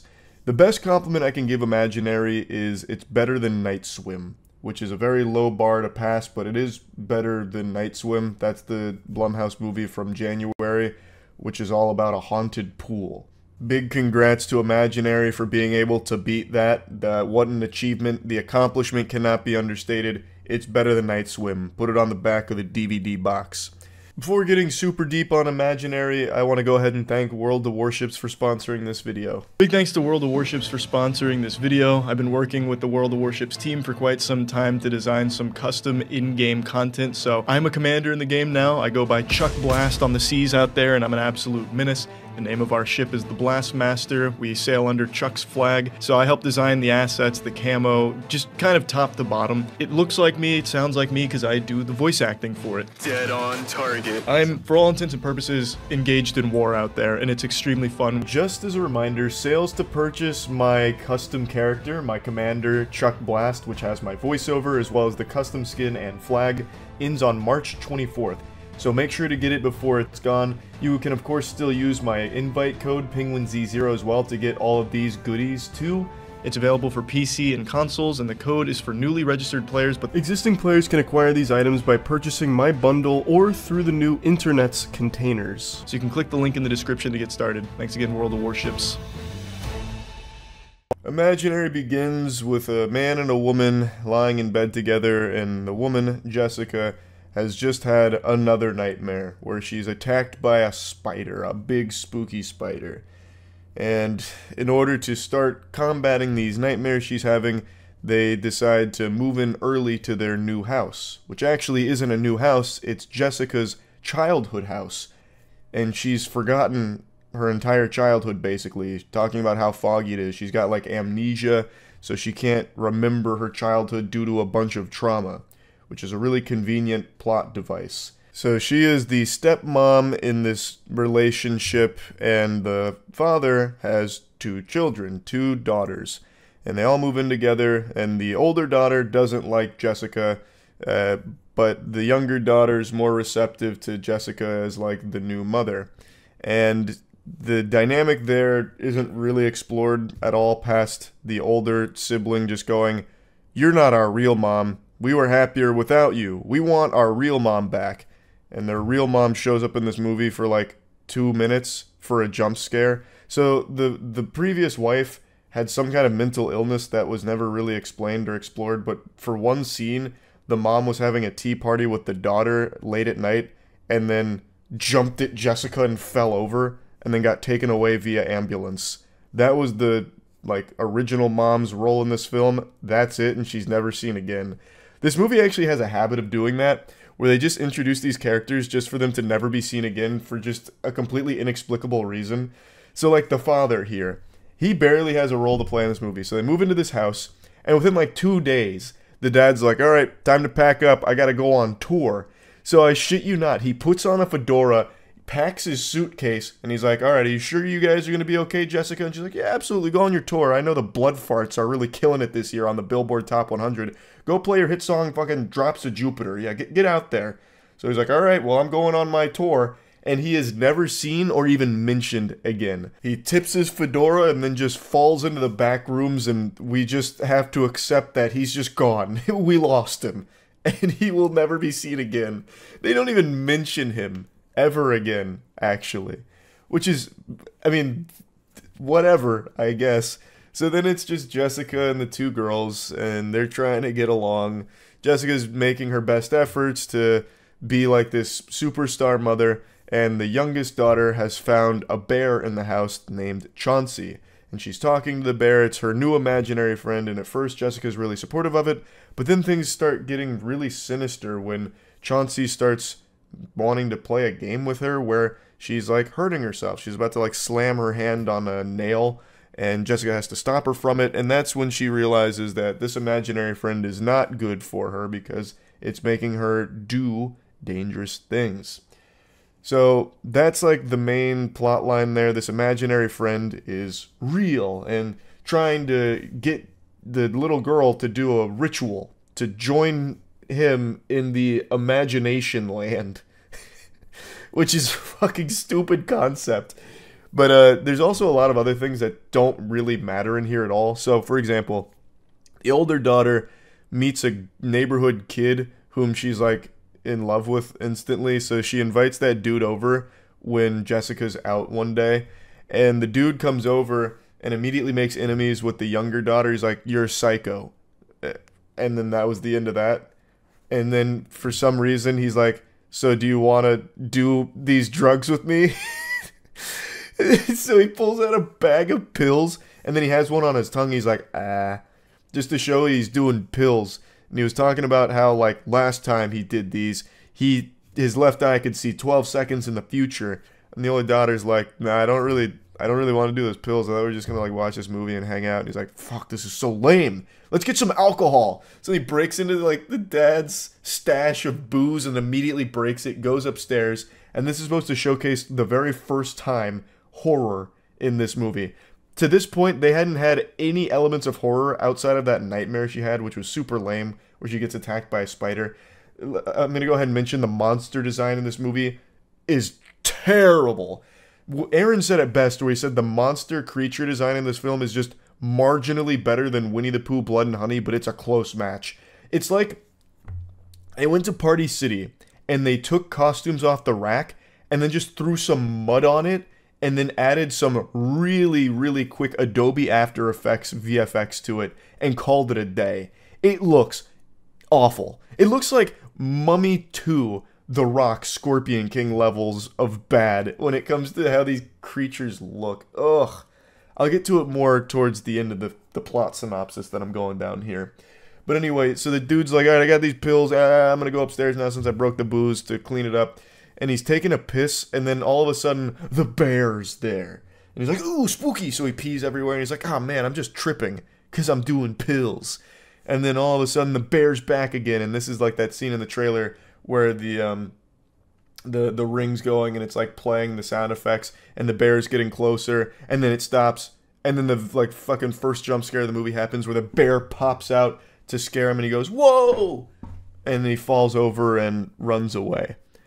That's that whole scene, and that dude doesn't have any role to play in this film at all. It's not like he died there or anything. All it was here for was to deliver a cheap jump scare and nothing else. So, like, Jessica comes home shortly after, and she's very disappointed in the older daughter for bringing this boy over, and then the boy's mother comes over and is like, I'm so sorry, my son did this. And then Jessica's like, yeah, and he also brought these drugs. And then the mom goes, these aren't drugs, this is my allergy medication. Which is, I mean, okay, I guess. So the dude was tripping off Allegra, I suppose, Claritin. I guess. It's so stupid, and it has no role to play in the film, but it's here for some reason. And then you never see that guy again. He's never even referenced again. So now Jessica and the two daughters are once again just home alone. The imaginary friend situation is getting worse. She calls a therapist over to try and, you know, do something about Chauncey, the imaginary friend. The therapist is kind of odd, where the therapist is trying to get her to explore, you know, her feelings with Chauncey, which leads to a fight between the daughter and Chauncey. And then the therapist is like, has your daughter taken up ventriloquism? Jessica's like, fucking obviously not. My 6-year-old daughter hasn't been studying ventriloquism. Why are you asking? And the therapist goes, well, because, you know, it was weird. Because what happened during the therapy session is Chauncey was speaking in the voice of the daughter, and eventually the daughter turns around while panicked and crying, and the therapist noticed her mouth wasn't moving, but words were still coming out, so she's like, oh, it must be ventriloquism. And then eventually the therapist is like, well, I've noticed some, in previous cases, when an imaginary friend gets hostile and evil, you know, a kid disappears. So good luck. And then she leaves. She plays a video of, like, some other kid talking about her, or his imaginary friend who made him chop off his thumb, and then, like, the kid went missing right after. So after playing that video, the therapist is like, all right, so I'm out ski.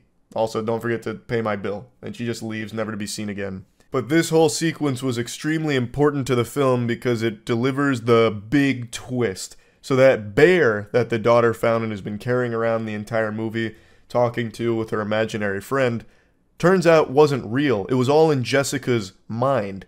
No one else was seeing the bear. The therapist recorded the session and proved that that bear was never actually there. It was nothing. It was an imaginary friend. But Jessica's been seeing it this whole time because it turns out that bear was Jessica's original imaginary friend when she lived in this house. So only she is capable of seeing that bear. It actually wouldn't be the worst twist in the world if it wasn't in such a bad movie. I didn't see it coming. Neither Aaron nor myself expected that, because why would they even bother putting a twist in a movie that has this little effort in it to begin with? But, like, admittedly, it's not the worst idea creatively to have that be, like, a grand reveal, like, oh, that was never real. Like, it could work, but it doesn't here, because no one cares. By this point in the film, you're already so mentally checked out, probably snoozing, that it's just, it falls flat. It really does. But, man, my voice is cracking even going over this movie. But anyway, so then she starts realizing that this goes really deep. The reason she can't remember anything is because of her imaginary friend and whatever happened to her back then.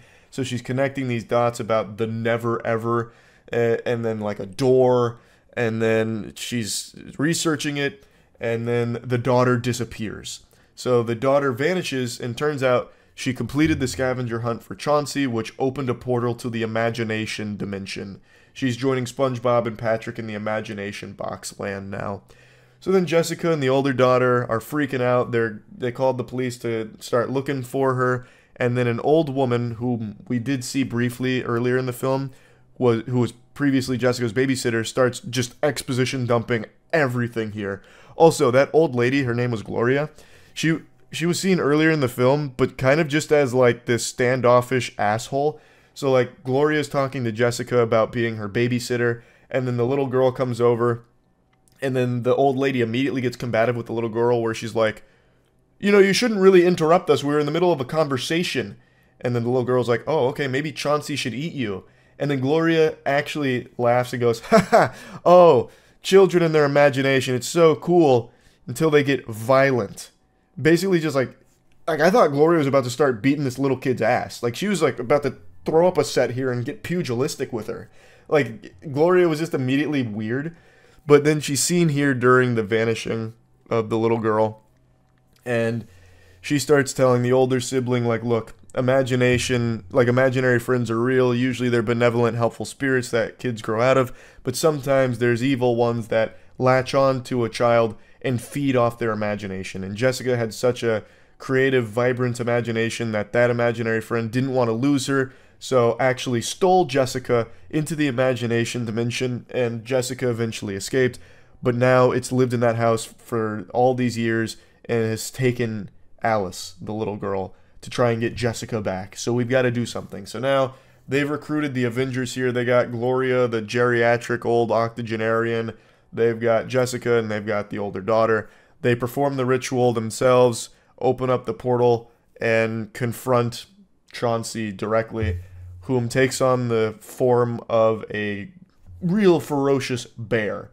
And Gloria reveals herself to be a villain, where she traps them in the imagination dimension because Gloria said that Chauncey gave her the directions to where they'd be promised this land of freedom where they can be young again. Their imagination comes to life. Imagination has power here, this and that. And then she eventually gets slapped by Chauncey, dragged into a room, and then blows up into an explosion of blood. So that's how Gloria dies. She's also the only death in the movie, for some reason. Sorry, my nose was running because this shit is actually making my sinuses flare up. But yeah, so Gloria's dead now, and no one cares. So they just go on and keep looking for Alice. They eventually find Alice, who doesn't want to leave initially until Jessica starts breaking things. And then Alice is like, this is fun, I'll start breaking things. Okay, I'm ready to leave. Bye, Chauncey. And then Chauncey just kind of lets them leave, but then grabs Jessica and is like, you're not leaving, I like your imagination a lot, so you're staying here with me. And again, he's still in this giant bear shape, and it looks terrible. It looks absolutely terrible. I don't know, like, I understand these movies are supposed to be made low budget, but you can do better creature designs. Like, from a design perspective, you can do better than what this has to offer. And maybe just don't show it so point blank, because then you really see all of its flaws. So she's being taken by this goddamn fucking Five Nights at Freddy's throwaway animatronic looking bear, and then gets saved by the older sibling, who grabs her and gets her out of there. But then there's another twist, because it turns out she didn't actually save her. It wasn't a happily ever after. Jessica's still there. And then they just repeat it where the girl goes in and saves her again, and then they burn the house down. I've skipped quite a bit of the movie, but it doesn't matter. You're not going to watch it anyway. No one was planning to, but I already went there and saw it, so I just got to fucking talk about it because it's so stupid. It's so dumb. It's just, it's a movie that's made for the sake of just putting a movie out there to try and get some money in return, because it's so cheap, you will make a profit off it. Like, it's a smart business strategy, and I've always said that about Blumhouse. It's a really smart business strategy. And there's probably like some kind of tax write-off element for it too, I imagine. So, like, these movies, like Imaginary, they fucking suck. Like, this one was at points fun bad, I will say. There were definitely fun bad moments of it, but it still wasn't worth seeing in any capacity. But, oh well. Yep, so that's Imaginary in a nutshell. There's nothing good about it. Like, I guess there's a couple of decent ideas, and by a couple I mean one, where, like, the twist is the bear was never really there. And then, like, I guess the fake-out ending, which was totally meaningless and didn't really do anything, I guess that was a creative idea, too. But they also only let that twist sit for, like, 2 seconds, where they get her out, and then it's immediately a happily ever after, and she's like, no, I'm still here. And then they immediately get her out, and then it's the real happily ever after. It's just, I don't know, bad movie. Very bad movie. That's really about it. So, yeah. Yeah, I saw Night Swim tonight. We'll talk about it. I don't think there's a single human being on this planet that saw the trailer for Night Swim and said, that looks good. I think everyone knew it was going to be bad. So I got excited. It seemed like it could be fun bad. Aaron and I went and saw it tonight. It was fun bad to an extent. So if you don't know what Night Swim is, it's a haunted pool. Family moves into a house, their pool is haunted, they got a demon in the pool. And it's... Conceptually, I don't think you could come up with something more boring. That is such a lame idea for a horror movie, just, ooh, spooky pool. I'd have to really struggle, like really try to think of a dumber concept for a horror film. Like, a single haunted light bulb. Like, over the staircase, one of the lights flickers because there's a demon. A lady fell down the stairs and died, and now she haunts the light because it was too dark to see, and now she can flick it on and off from time to time. That's basically the same fucking concept as this movie, in terms of how scary it is. It doesn't even really try. There's like 3 jump scares in the film, but they don't even bother setting up tension. They just make a loud noise 3 times and call it a day. It's so fucking boring. Does anyone care about spoilers? I don't know how many of you are planning on going to see Night Swim tomorrow. Just gotta hop in the car right now, scoot in sideways to check this puppy out. Don't want to ruin it for you, but it looks like most of chat is saying no. So, right away, we knew this was going to be special. We saw it in Dolby, which is basically like seeing it in IMAX, but with comfier chairs. It almost felt sacrilegious to even put Night Swim in the Dolby theater, the auditorium, because, man, it was something special. Aaron and I both love bad movies, so we both came to the conclusion that if we're going to see poop, we want it to stink. So we bought the extra, paid the extra price for Dolby to experience it.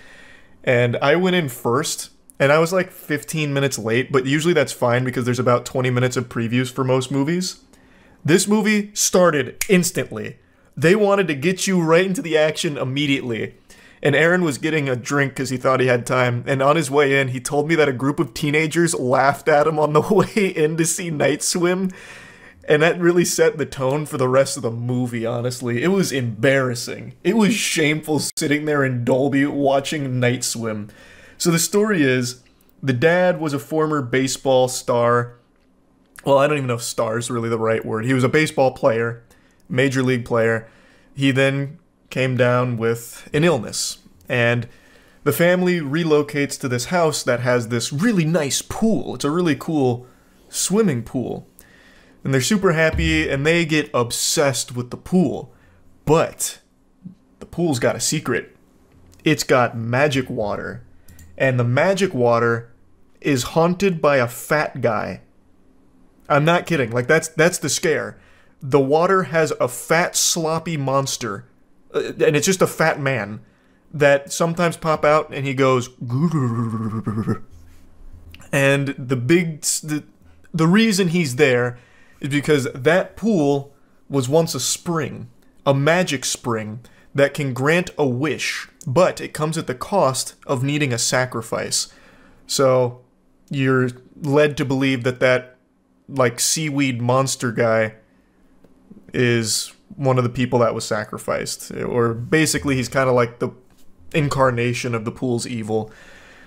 And so the dad is swimming in the pool and his illness is getting better, but his family starts seeing the fat guy. He's like in the drain one time, like the scene out of It, which you see in this trailer. And he's like the weakest monster ever. Like legitimately the weakest monster ever. This isn't even him, this is somebody else that came in for a single scene and never was saw again. Hold on. Wasn't it in the trailer where the kid sticks his hand in the drain? Because they borrowed that shot for shot out of It and did it significantly worse. And also, every single scare in the movie seems to be in the trailer. In everything it tries to do. And it doesn't even really try, to be fair. But yeah, it grants wishes, the dad starts feeling better, and he's like he's kind of a douchebag. So his son wants to be a baseball star like him, and the dad wants his son to like bask in his glory, so he takes him to like baseball practice, and he's trying to teach his son to hit, and his son gets a hit and he's so proud, and he's like, "That's a great hit, son, but don't worry, we'll work on it, because it could be better." And then the dad's like, "Let me show you how it's done." So he steps up to bat at the practice with these 8-year-olds, and he's like going through it. He's like, "This is my moment. This is my fucking glory." And he fucking cranks a heater. And he hits a home run. And then he comes home and immediately starts relaxing in the pool again, which, again, summons the demon to his family. I guess he doesn't know that, but it doesn't matter. Because it's still so fucking silly how they wrote this guy. You're supposed to care about him, but he's just kind of an asshole. So one of the kids ends up getting his home run ball and asks him to sign it, and he's so proud he signs the ball, and he's like, "Hold on to that. It's going to be worth a lot of money one day." Because he believes the pool's going to get him back into baseball shape or whatever. I don't even know why I'm so fixated on this, because it's not important. Really, none of the story is. Pool just summons a couple of dead people occasionally, and they go, "Boo." It sucks. Movie fucking sucks. I don't even know how to really talk about it without just describing all of the worst scenes. It also has that standard horror cliche where it can possess people by getting into their mouth. So one scene, the dad gets the pool in him, and then he gets possessed. So then he starts doing scary voice and like slapping his daughter. And then the daughter hits him with a baseball bat. And then it's just so dumb. I'm not going to spoil the ending, I guess, but it's fucking terrible. Thanks for membership, Josiah. It's so boring too. Like, I'm making it sound much more entertaining than it is, because most of the film is just spent with them just idly swimming in the pool, or his dad reliving the glory days of being a baseball player. Spoil the ending, bro? Okay. After she hits him with the okay, I have to set up the scene. The dad's getting better, he's getting magically healed because the pool is actively drowning his son. The dad's possessed, so the pool is inside of him, the pool demon. And he's slapping his daughter around, trying to buy time so his son can drown. His wife is in the pool swimming to save her son. And it turns out her dad was a Navy SEAL and taught her how to be a Navy SEAL super swimmer, so she's swimming to the depths of hell, because inside the pool it goes to an alternate ocean dimension, so she's swimming to like the bottom of the abyss. Meanwhile, there's all these spirits of people that were sacrificed in the past for other people's wishes that kind of like yell at her, but they don't do anything to stop her. So she gets her son, brings him to the surface, and he's been down there for like 10 minutes by this point, but brings him to the surface and gives him CPR and revives him. And the dad comes out there after slapping his daughter a couple times, and then the daughter hits him with a baseball bat, and it makes him puke up the goo, this pool goo.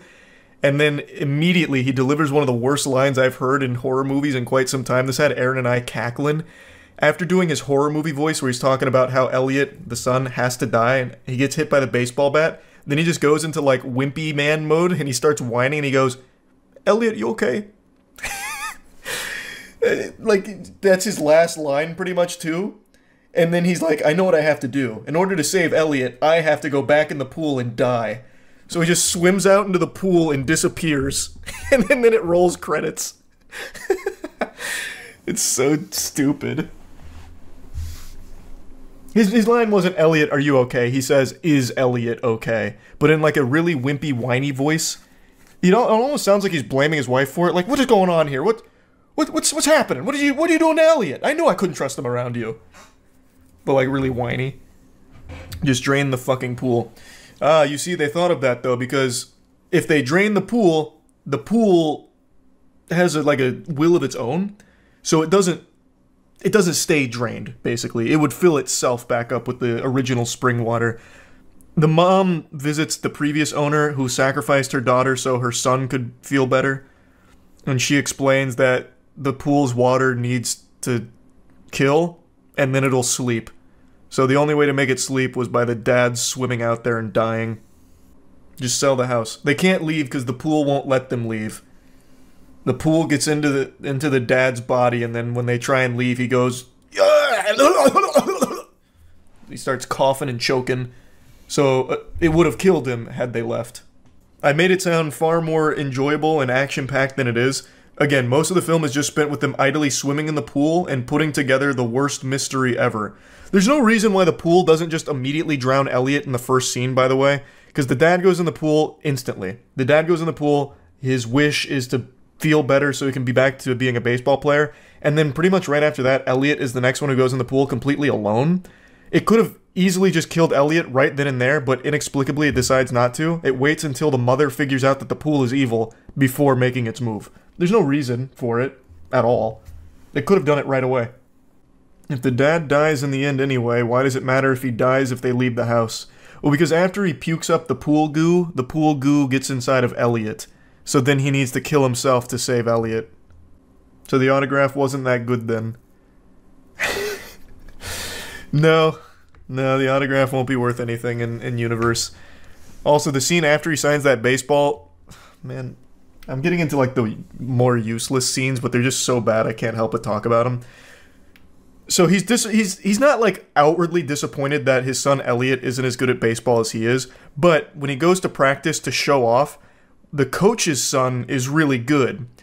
And he like fist bumps the coach's kid, and Elliot's clearly a little jealous, and then they throw a pool party at their house, and for some reason, the dad, Elliot, his dad, the main character, well, I guess he's not really the main character, but the baseball player, he starts talking to the coach's son as if it's his new son, like he basically adopts him. So he points at one of the other dads in the pool with a kid playing chicken, and he goes, "Hey," I don't remember his name, hey Junior, you think we could take them in a game of chicken? He calls him Steroid Shrek. He says, "Do you think we could take Steroid Shrek?" And then he's like, "Yeah, we can take him." And it's like, why are you playing chicken with a kid that's not even yours? Elliot would love some father-son time, but instead, you're with the coach's son. So he straps the coach's son to his shoulder, they play chicken, and then he goes into the deep end of the pool, he starts drowning, and then the pool goo gets in his body, this is how it infiltrates him. and then he tries to kill the child by grabbing onto his legs during chicken and drowning him. It's so stupid. It's so fucking stupid. It's a horrible scene. And then, like, the coach's dad jumps in. He's like, "What the fuck are you doing, Ray? Ray, what are you doing? Let go of my son. You're drowning him. Ray, stop it." You didn't appreciate the movie? It's a metaphor, peasant. Yeah.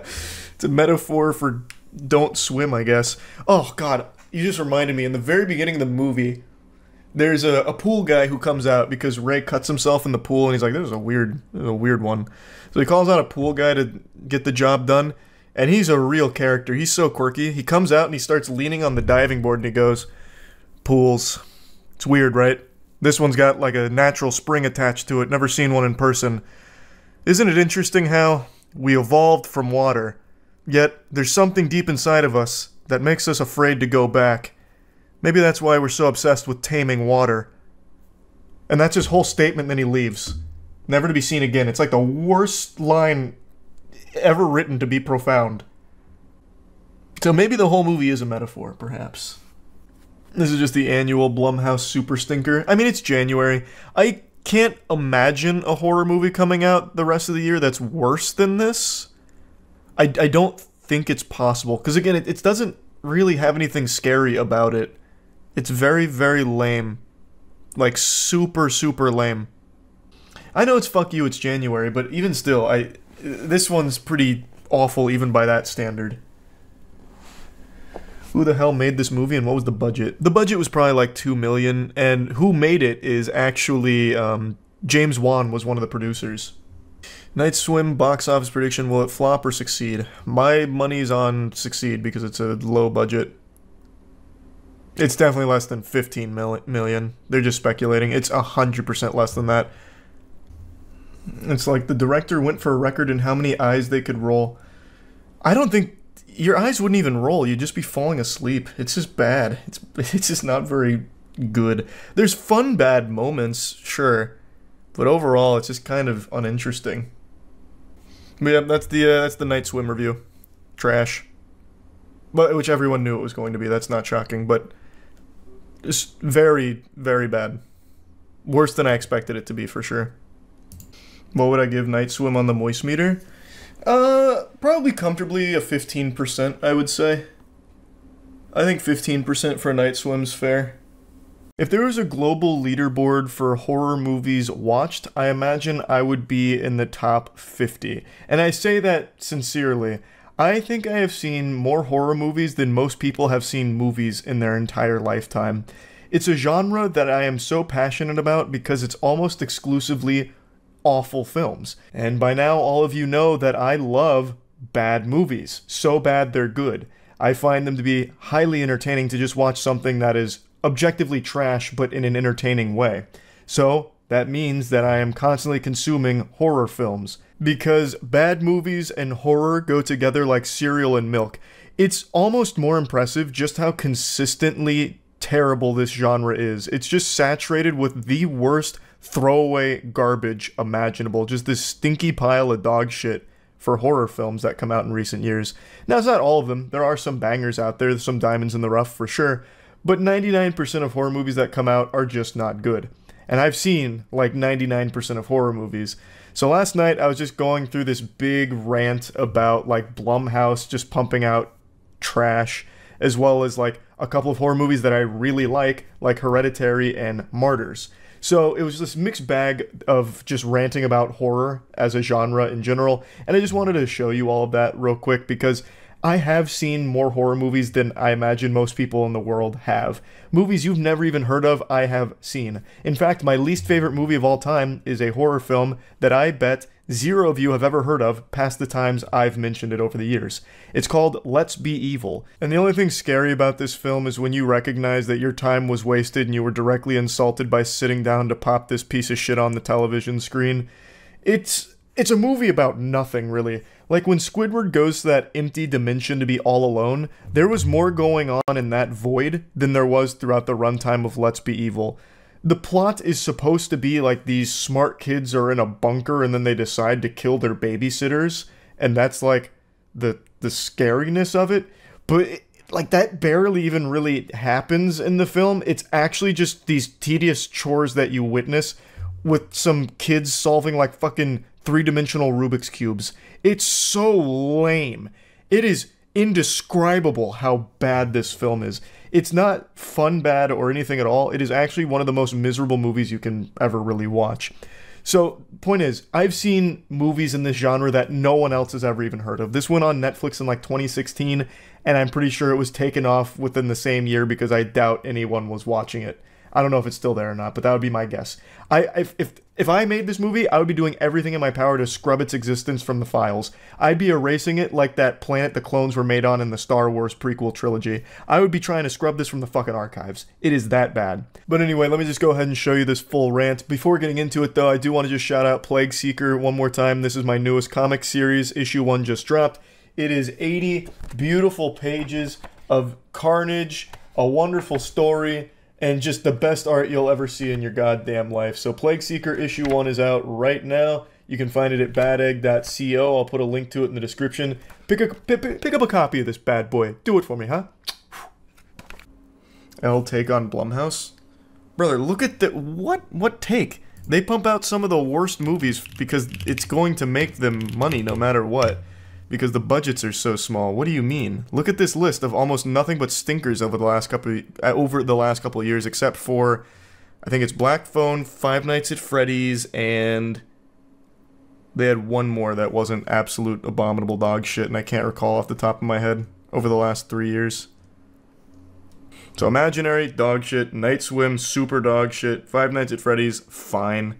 Exorcist Believer, dog shit. Totally Killer, probably 3 people saw that movie, so I'm imagining dog shit. Passenger, dog shit. Insidious Red Door, super dog shit. Unseen, I didn't see that one, so I don't know. There's Something Wrong with the Children, looks like dog shit. Sick, I think I saw that one. Probably dog shit. Also came out in January, so most likely dog shit. Megan, good. Nanny, dog shit. I don't think I saw Soft and Quiet. I didn't see that. Halloween Ends, super dog shit. The Visitor, super dog shit. And every single one of these movies has such a low budget that no matter how bad it is, it's going to make its money back. Well, actually, Imaginary has a higher budget than almost all of their films combined. Their VFX team went crazy on those awful monster designs, I guess. But it's usually like $1 to $2 million, $2 to $3 million. Jesus Christ. How did Night Swim have a budget of 15 mil? No, what? That movie was shot in 2 locations. That's it. That's gotta be some kind of tax fraud write-off type deal. That is not a $15 million budget movie. They didn't even use VFX, really. I don't know where that money could have even gone. Maybe they're counting in marketing budget, because it wasn't, like, highly marketed. But, I mean, look at the box office. These all make a killing, even though they're legitimately terrible. I don't know why more people don't... I've said this a million times. I don't know why more studios don't do what Blumhouse does. Just make cheap horror movies and pump them out. They will always, always, always turn a profit. Always. Go up to their early movies, they're capable of quality. They're capable of quality, absolutely. They fund some really good stuff. Like Invisible Man, I thought was a banger. Megan, I also liked. Like, even in recent times. It's not like they can't make good movies, it's just that they normally don't, because they don't need to. So they don't bother funding something that's going to be expensive and somewhat of a gamble. Jesus Christ, even Truth or Dare. Even Truth or Dare. The $3 million budget, $95 million box office. Oh my god, even Truth or Dare. That's crazy. See, like, they don't miss. They can't miss. These things are so fucking cheap, and yet they always can turn such a huge profit for no reason. Oh my god, even Unfriended. Unfriended. $1 million budget, $16 million box office. This would be a box office disaster for every other studio in the world except Blumhouse. This is a 16x return on investment. I don't know why more studios don't do it. I'll never understand why more studios don't do it. Oh my god, Ouija Origin of Evil. Fuck, this movie was terrible. $81 million box office. They can't not make oodles of cash. No, I still haven't seen Sinister. That's one of those movies I want to watch. I've heard nothing but good things about Sinister, but I've never seen it. Apparently the sequel's terrible, but I've never seen the first one, and then everyone praises it. So I want to watch it. I just can't imagine this movie, like, actually being scary. There's only like 2 movies I've ever seen that I would actually consider like unnerving to me, to the point where like I was like, damn, that was a pretty startling experience. Hereditary, which I think is the best modern horror movie up until the last 10 minutes where it just becomes generic horror schlock, and Martyrs, which I just mentioned. I don't even know if I can type this in on YouTube and have it be terms of service compliant because this movie is so extreme.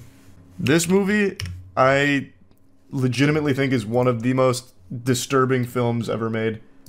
Elvis the Alien made the video on it, and he covers it, and he doesn't even quite capture everything about it that makes it so powerful. It's a French film, right? Yeah, so it's part of a genre called extreme new age French, or extreme, fuck, what the, it's been a while since I've gone over Martyrs, but it's like extreme French something is the category, and it is haunting. Like, it's not a movie that's just shock for the sake of shock like some of that dog shit like Serbian film. This is a movie that has such a deeply profound story with incredible acting and like a really thought-provoking message to it. Like I mentioned, it's a movie that I still actively think about from time to time. It was a lot. Like, at first I didn't quite grasp it, I guess, fully when I watched it, but the more that I like sat on it, the more I was like, damn, wait a minute. It's so hard to watch. It is legitimately hard to watch, yeah. Martyrs is the best movie that I don't recommend to people. Yeah, I could never in good faith recommend this to anybody, because it is a lot. Is it scary? Like, horrific. There's no jump scares, or, well, actually there's like 2 jump scares, but it's not that kind of horror. It's like a very psychological, very hard to look at kind of horror. It's disturbing, and it's known mainly for its gore. It was weak sauce, to be honest. Now Imaginary is scary. True, this has got nothing on Imaginary. You're so fucking right. Yeah. Have you seen The Autopsy of Jane Doe? Super creepy. I think I saw that one a while ago. Is that the one from 2016? 2017? Had a lot of hype online. Because there was one of those, like, Autopsy of Jane Doe, The Possessing of Lily Manchester, The Possession of Grim Cheeseburger. Like, I've seen all of those, and they sucked ass. So if it was during that wave, then yeah, I probably saw it and didn't like it. This was during that exact wave I was talking about, like the taking of Deborah Logan, fucking The Haunting of Sally Bacon Ranch. Like, it was like all of these movies were pretty much the fucking same thing. Another like classic that I haven't seen outside of Sinister is It Follows. I never saw that one. And yeah, we already went over the Poonieverse. We were just talking about that a little bit ago. Barbarian was pretty good. I like Barbarian. Thanks for Resub Snowman. Have you ever done a horror movie tier list? It might be a fun stream idea. That is a pretty good stream idea, actually. I'm gonna write that down. That's not a bad idea at all. It'd be kind of nice, because I saw every single horror movie that ever hit streaming services from I think it was like from 2015 to 2017. So like anything that was released during that period, I saw every single horror movie. So I've got a catalog of some of the dumbest shit none of you have ever heard of. So that's a pretty good idea. Maybe I will do that. Martyrs is torture porn? It's not, though. That is kind of what it became known for like all the gore and stuff, but it is a movie that has an incredibly unnerving and deep message and concept. It's so much more than that. If it was just torture porn, it'd just be another throwaway piece of shit schlock film, but it's not. Teeth. Teeth was another one of those movies that had such a mystique built up around it. I remember it was during the 360 era, when people were still watching like movies and shit from the Xbox dashboard. So you'd see, well, at least I'd see a couple of my friends watching Teeth, and then they'd hype it up like, man, that was so fucking disturbing, that shit was crazy, you're not ready for Teeth, you can't handle it. And then like, I never bothered watching it, but then a couple years later, I was like, oh, I remember Teeth. People used to watch that on Xbox dashboard and said it was like crazy, I'll have to check it out. And it was so fucking silly. Like, it seemed like it was self-aware in its silliness. And then there's like the gynecologist who's like, Vagina denta!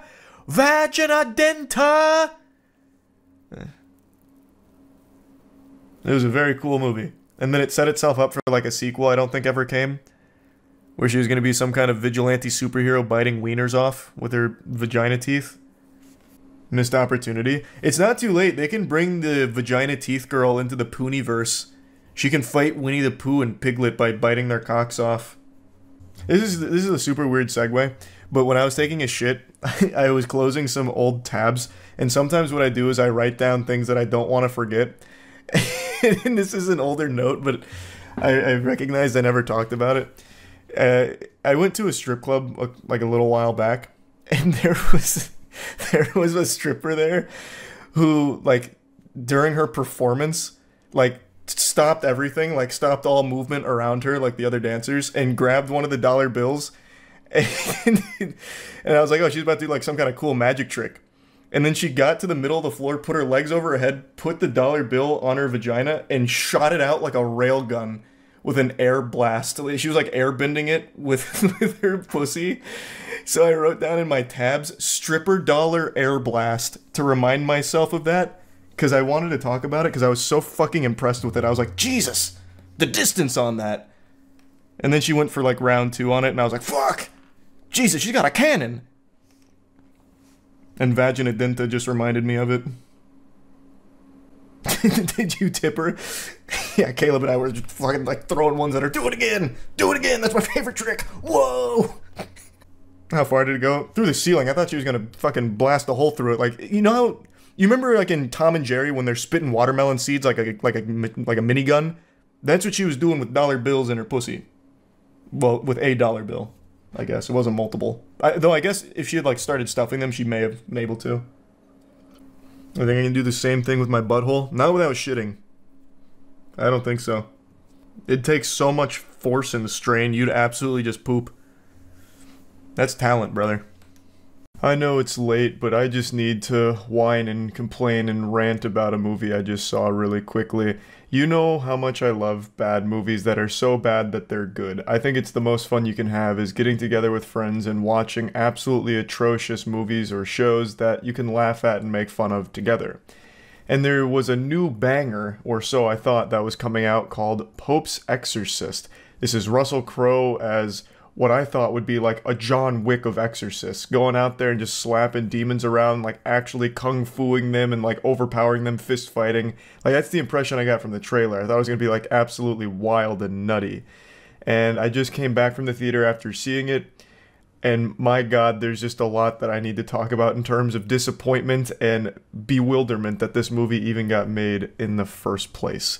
So I'm going to treat this like a little confessional here and own up to some sins. Seeing this was a sin. And I understand the Lord forgives all sins, but I feel like after he takes a peek at the Rotten Tomatoes 83% audience score, he's going to flood the earth again out of pure embarrassment for even making our species. This movie is so far from an 83%, it's laughable. It is not good by any means. I don't know why the audience score is so high. Like, it is guilty of more sins than any of the demons in the film. Well, even though there's only one main demon. It is the most generic horror schlock of all time. But its biggest crime is being boring. It borrows every single generic horror plot point, every generic horror movie cliche of, like, you know, sitting up from the bed like the Undertaker because the child's possessed and he has, like, a deep demony voice. Every single, like, horror movie trope is just ham-fisted into this. All of it dumped into this witch's cauldron and brewed into a disgusting stew. Like, it is not even done in a fun way. There's nothing creative or enjoyable about it. It's boring mostly, though there are some fun moments, like fun bad moments that I'll talk about. But overall, I am just blown away by how uninteresting the film was after seeing the trailer. The trailer got me hype. I knew this wasn't going to be a good movie. I don't feel like anyone with a working pair of eyes would watch the trailer for The Pope's Exorcist and be like, wow, that might be pretty damn good. Like, that was never a thought that crossed anyone's mind, I doubt. But I as well as many others, I imagine, were under the impression like, wow, this will be, like, entertainingly silly. But it really wasn't. It didn't even try to be scary, first of all. Like, that was the wildest thing to me. It really didn't even try to be a horror movie. Its scares mainly consisted of the standard lift people up using, you know, Jedi force powers and throw them around a room, or knock over a couple of crosses. Well, and I guess there is, of course, the cliche of like bone snapping, walking on all fours. But past that, it doesn't even really try to build tension. There's not even jump scares, which is like the easiest slam dunk for horror films where they could just throw in a bunch of jump scares and people are like, oh my god, it was horrifying. But it didn't even bother with that. It just does nothing. It's just so bland. It's just an empty calorie of a film. I did something I very rarely do. I took notes during this film because I was so dumbfounded by what I was watching. So I'm just going to go over it start to finish. There will be spoilers. There's a lot I want to talk about. So Russell Crowe hops back in the saddle here, dusting off the acting chops to tackle the lead role of a powerful exorcist named Gabriele Amorth. And the film opens with him performing an exorcist on a guy who's struggling with the devil coming over him. So he's bouncing around the bed all crazy like a toddler going through a sugar rush, and Gabriele's asking him questions like a little interrogation, you know, what's my name? What do you want? Who are you? You're Satan, aren't you? You're Satan. And then he's like, yeah, I'm Satan. I'll possess anyone. I know everything. And then Gabriele's master plan is he brings in a pig and he's like, I don't believe you. You're not Satan. If you were Satan, you could possess this pig. And he's like, yeah, I could possess that pig. I could fucking possess him. Watch me possess that pig. And Gabrielle's like, do it. Possess that pig. So then he does, and then the guy is back to normal. And then once the Satan is inside the pig, they just blast the pig's head off with a shotgun. Which honestly set the bar pretty high immediately, because I was like, okay, that was fun, silly, bad. He just literally did, like, fucking middle school reverse psychology on Satan. What a fucking buffoon to fall for that one. The oldest trick in the book. It's then explained a few scenes later that this wasn't a real possession. This was mental illness. And Gabriele was just doing a bit of theater. But he really did just execute that pig right in front of that guy in order to convince him that the demon was no longer there. And because he executed that pig, he then had to go through like a religious legal proceeding where he stood trial with these other bishops that were like, this is unnecessary. You're performing exorcists. It's not, there's no such thing as this evil, you know, we don't need this kind of big exorcist position anymore. You're out of line, Gabriele. We don't really need you anymore. So Gabriele's like, you guys don't know what real evil is. Even if 98% of them are like mental illness and not real possession, there's still 2% that's just pure evil and you need me. So then he walks out, but not before making a goofy noise. So as he turns his back to him, and it turns out Gabriele was also like a lawyer at one point or something, I believe he mentioned. So this was actually like a Saul Goodman moment where he was just like defending himself in religious court. And it ultimately ends with them being like, yeah, we don't really need you. So Gabriele storms off, and then as he's about to exit the door, he goes, woo-loo-loo-loo, for no fucking reason. Because it was something he did earlier to a group of like nuns that walked by him. I guess that was like a catchphrase they tried, or like a calling card they tried to use for the very beginning of the film and then forgot about it because he never does it again after these two scenes. But there was a group of nuns that walked by him and he goes, like literally blowing raspberries at them, and they giggle and walk by. So then he does it again after that whole religious legal proceeding. And he drops it after that. But it started fun bad. It was like, oh, this is super silly, but it seems almost self-aware and I'm having fun. But then it totally loses all of that charm. The core part of the movie then unfolds where a family just went through a loss with their father and a woman's husband passing away, and the only thing they have left is this giant estate, this holy ground that they're getting like renovations done to. So there's a ton of workers, and they end up unearthing something unholy. Now, before getting to that, the family is as cookie cutter as it gets. The mom's, you know, strong on her own. She's mentally sound, like she's doing everything she can for her children. They mean the world to her. The daughter is a rebellious teen who, I'm not exaggerating, first thing when she gets in the house is goes up to one of the workers, grabs a cigarette, asks for the light, gets a light with the cigarette, then sits on the balcony over the front porch, and the mom's like, put that cigarette out, what are you doing? And she's like, ugh, and then walks off, storms off, mad at her mom. So this was as cliche as it gets with a teenage girl and teenage angst. And then, of course, she's always listening to, like, loud music and hates her mom. Like, oh, Mom, you're being such a square. Get out of my room, Mom. I'm busy listening to music. So that's her whole character, which means nothing because after, like, 10 minutes, none of this shit matters, but that's her. And then they also have a son. a younger brother. He's like 12 or something, I don't really know, but he's traumatized because he watched their dad die. So it wasn't like some kind of normal passing or anything. It was some kind of car accident that wasn't fully explained, but he ended up getting impaled through the head, and the son sat there and watched it. So he was traumatized from it and refused to talk. Now, after all of this is established over the course of like a 5-minute speed run of getting across the most two-dimensional characters of all time, that child is exploring the house, and he goes into the basement and he sees like this glory hole, and he takes a peek through it, and there's like a door with symbols on it, and it ends up kind of possessing him. It sinks its fangs into him. This is how the demon gets in. He literally comes in through the fucking glory hole in the basement. So the child ends up immediately getting possessed within the first couple of minutes of being there.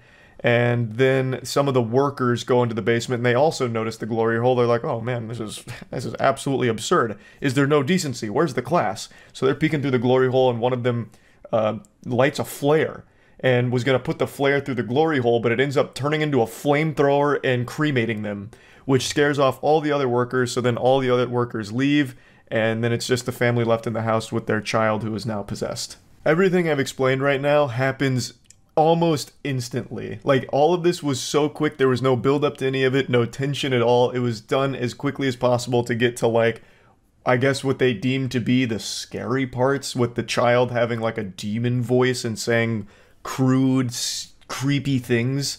But anyway, after the possession, the Vatican gets word about this, and then they send Gabriele out there, like, Gabriele, I've got real scary stuff happening at this location. He's like, I'm on it, chief. You know, give me my badge and my gun, I'm going in. So Gabriele is then sent there like some kind of fucking religious assassin to take down a demon. And I really thought he was going to roll up in like some kind of Justice League jet, like, or something right out of the X-Men where they have like crazy fucking jet. I thought he was going to fly in on some high-tech shit, but then he rolls up in a moped. So he just kind of scoots on in on his moped, shows up to the house in order to start attacking the demon. And the demon, which is possessing the boy, is a real wacko. Like, this guy's a goofball. So before Gabriele gets there, like right before he gets there, the mom notices something's wrong with the child. He's kind of bedridden and he looks pale. And then he starts talking in a not really deep voice, but you know that like goofy voice you'd make as a child growing up, like the like that kind of shit where you like vocal fry yourself and then try and make it deeper.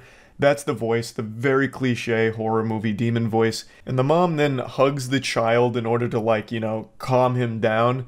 And while that's happening, she looks down and it turns out the child is squeezing her titty. And then she's like, oh, goodness gracious. And he's like, you didn't breastfeed me enough, mommy. I shit you not. That is what he says. And she's like, oh God. And she, like, covers herself up even more. And then he starts laughing about, like, squeezing her tit. And then he says, bring me the priest. So they brought in a priest that wasn't Gabriele first. His name was Thomas, and it was a bigger mismatch than when Krillin tried to fight Frieza. Thomas shows up and immediately gets fucking ragdolled by that demon. He gets thrown out of the room, and he's like, good heavens, this is a little much for me. We're gonna need the big guns. So he leaves, and then Gabriele shows up. So then it's the two of them, and they try to tag team the demon in order to, you know, solve this situation. So Gabriele gets in there, and he starts his interrogation, and the demon immediately showcases that he's more powerful than all the other ones Gabriele's seen because he knocks a cross off the wall. Like, I'm so tired of seeing that in horror movies where, like, this really powerful demon can only do, like, a couple of trivial things like blow over a vase or move a chair slightly or throw a bucket of dirt against a wall. It's like, who cares? It's not intimidating. That's fucking embarrassing. But Gabriele's like, oh, jeepers creepers. And then he's like, what's my name? And the demon gets it right. He's like, you're Gabriele Amorth. Then he gets blasted with memories from his past, sins that he hasn't fully forgiven himself for. So there's like a moment where he's in a war, and then there's like a lady, and then the demon pukes up a bird, and then Gabriele's like, oh, I'm out of here. So then he fucking waddles out of the room, goes up to the other priest, Thomas, and he's like, okay, that guy means business. So then he instructs Thomas to confess his sins to him so they can't be used against him when they go, you know, talk to the demon again. So Thomas is like, all right, it's been 8 months since I went to confession. And he starts to confess his sins, And Gabriele's like, 8 months, okay, this is gonna take too long. He's like, okay, Lord, all of his sins are forgiven. He's very sorry, trust me. So he literally uses a cheat code to forgive his sins on behalf of God, which I thought was like almost disrespectful. It's like, what the fuck? Can you do that? Like, are you allowed to do that? Like, you have the power to just say like all of his sins are forgiven without him actually confessing it? It's like, damn, that was weird. He had no interest at all in hearing like the sins he was going to confess to. He's just like, yeah, whatever, you're fucking good. Literally just gives him the stamp of approval, and he's like, alright, time to go. And when they get into the room, unsurprisingly, the first thing the demon does is show Thomas his sins that he has clearly not been absolved of. It looks like Gabriele didn't have the authority to do that, so he immediately just gets blasted with his sins, and the demon calls him Panty Sniffer. He says that he fucks the daughters of members of his congregation. And then this makes Thomas very upset that he'd mentioned that. So Thomas goes over to him, the child that's possessed by the demon, and two hands strangles him and shakes him like Homer Simpson strangling Bart. It was so goofy. And Gabriele's like, please, Thomas, no, don't do it. That's what he wants. As the child's like, getting fucking strangled by Thomas. That was a good fucking silly scene. But after that, then the demon laughs and then he targets Gabriele. And he's like, you know what I want to do, Gabriele? I want to fuck you. I want to fuck you so hard that when you start coming, you're going to feel ashamed by the release. I'm not kidding. That was his statement. Like, when asked about his main goal, it was to fuck Gabriele. And not, like, in a literal sense, to fuck Gabriele, at least from the way he was speaking about it. Which was jarring to hear that. It was so weird. It was so fucking weird. And then they start trying to get, like, the religious artifacts out on him, like, the power of Christ compels you type shit. And it's not working. The demon then turns off the lights, which, for some reason, makes them stop immediately. And I'm kind of just giving you, like, an overall plot summary of everything that happens here, but I want to stress, and I can't stress enough how there is at no point any attempt to even build tension or show you unnerving things or make anything scary. It's like AI generated a script of a horror film without figuring out how to execute on the scares that they're copying from all of the horror films before it. Like, it is so bland. But anyway, after the lights go out, Gabriele and Thomas split up. Gabriele then goes outside and notices that there's a seal of the Vatican on, like, a well. So he ties a rope to the top of the well and then his moped and drives it, and then, which, you know, takes the lid off the well. Thomas is still inside, posted up, making sure, like, the demon child's not up to any silly stuff, any fishy business. But then things start popping off. The mom has, like, a giant arm come over her while she's sleeping, and I don't even know how she's able to even, like, fucking find the time to go to sleep with the demon child always yelling and screaming and, like, throwing things around the room. Well, that's an exaggeration. Knocking things around the room lightly. But she's, like, in bed trying to sleep, and then a giant hand comes over her face and drags her into the mattress slowly. And then the daughter, who's in her rebellious stage, is trapped in a closet with, like, a bunch of, like, scratches going across the wood next to her. And Thomas is there, and he, you know, approaches the demon about it, like, stop it, demon. And then the demon bites his ear, like full-blown Mike Tyson bites a piece of his ear, and Thomas is like, oh my, you didn't just do that. Like, he didn't yell or scream or anything. He gets his ear bitten off, and he just looks more like inconvenienced than anything. He's like, ugh, there goes a piece of my ear, zoinks, god damn it. And then he just, like, walks back out. So Gabriele then realizes that there's a lot more at play here than they originally thought. There's a bigger mystery afoot now that he's opened this well, and he sees a bunch of, like, skeletons, and then he drops a piece of fire paper in there to see how deep the well goes, which of course causes it to erupt like a goddamn volcano again, just like what happened with the glory hole. And then Gabriele rushes back in, sees all the chaos, he pulls the mom out from the bed, and then he opens the closet door where the daughter was getting attacked by little scratches, and he's like, this is not a good place to do that, so please stop, cease that foolishness. And the demon stops, and then the girl leaves the closet. And then we have the most generic plot device when it comes to horror films ever. Gabriele reveals that all they need to do in order to save the day is learn the demon's name. This is something that has been used in every fucking horror movie that deals with demons or possession since the beginning of fucking time. It is so lazy and boring, but that's the major plot point. It's them then needing to find out what the demon's name is. So they start exploring. They also confront the demon again, who reveals what his real plot was to possess Gabriele. He didn't want to just possess the family, he wanted Gabriele. So they're exploring the premises. They eventually find that glory hole and they bust it open. They go inside the area. Turns out it's a catacombs where there's a bunch of these skeletons all over the place. And then while this is happening, the like super high tier bishop, like max level bishop that sent Gabriele here in the first place, then starts having a panic attack. He's like, it's worse than we thought. He read like a letter or something from like a book of reports that they keep getting about the situation. He's like, oh my goodness. So he starts freaking out. He's like, ah. And then he has like a little mini heart attack. He ends up in the hospital. And as they're exploring the catacombs, they're learning like, wow, this dates back like fucking 400 years ago. Like this demon's been around for a long time and the Vatican tried to seal it off and cover it up. And then while that's going on, the priest is laying, like the high bishop is laying in bed, surrounded by some of the priests that were part of like the religious legal proceeding. And then he pulls off his oxygen mask and just pukes up blood on one of them. So I guess he was starting to get like possessed too to some level, or he was really just stressed out about the situation. But they eventually find this almost ritualistic chamber. I can't remember exactly what it was for.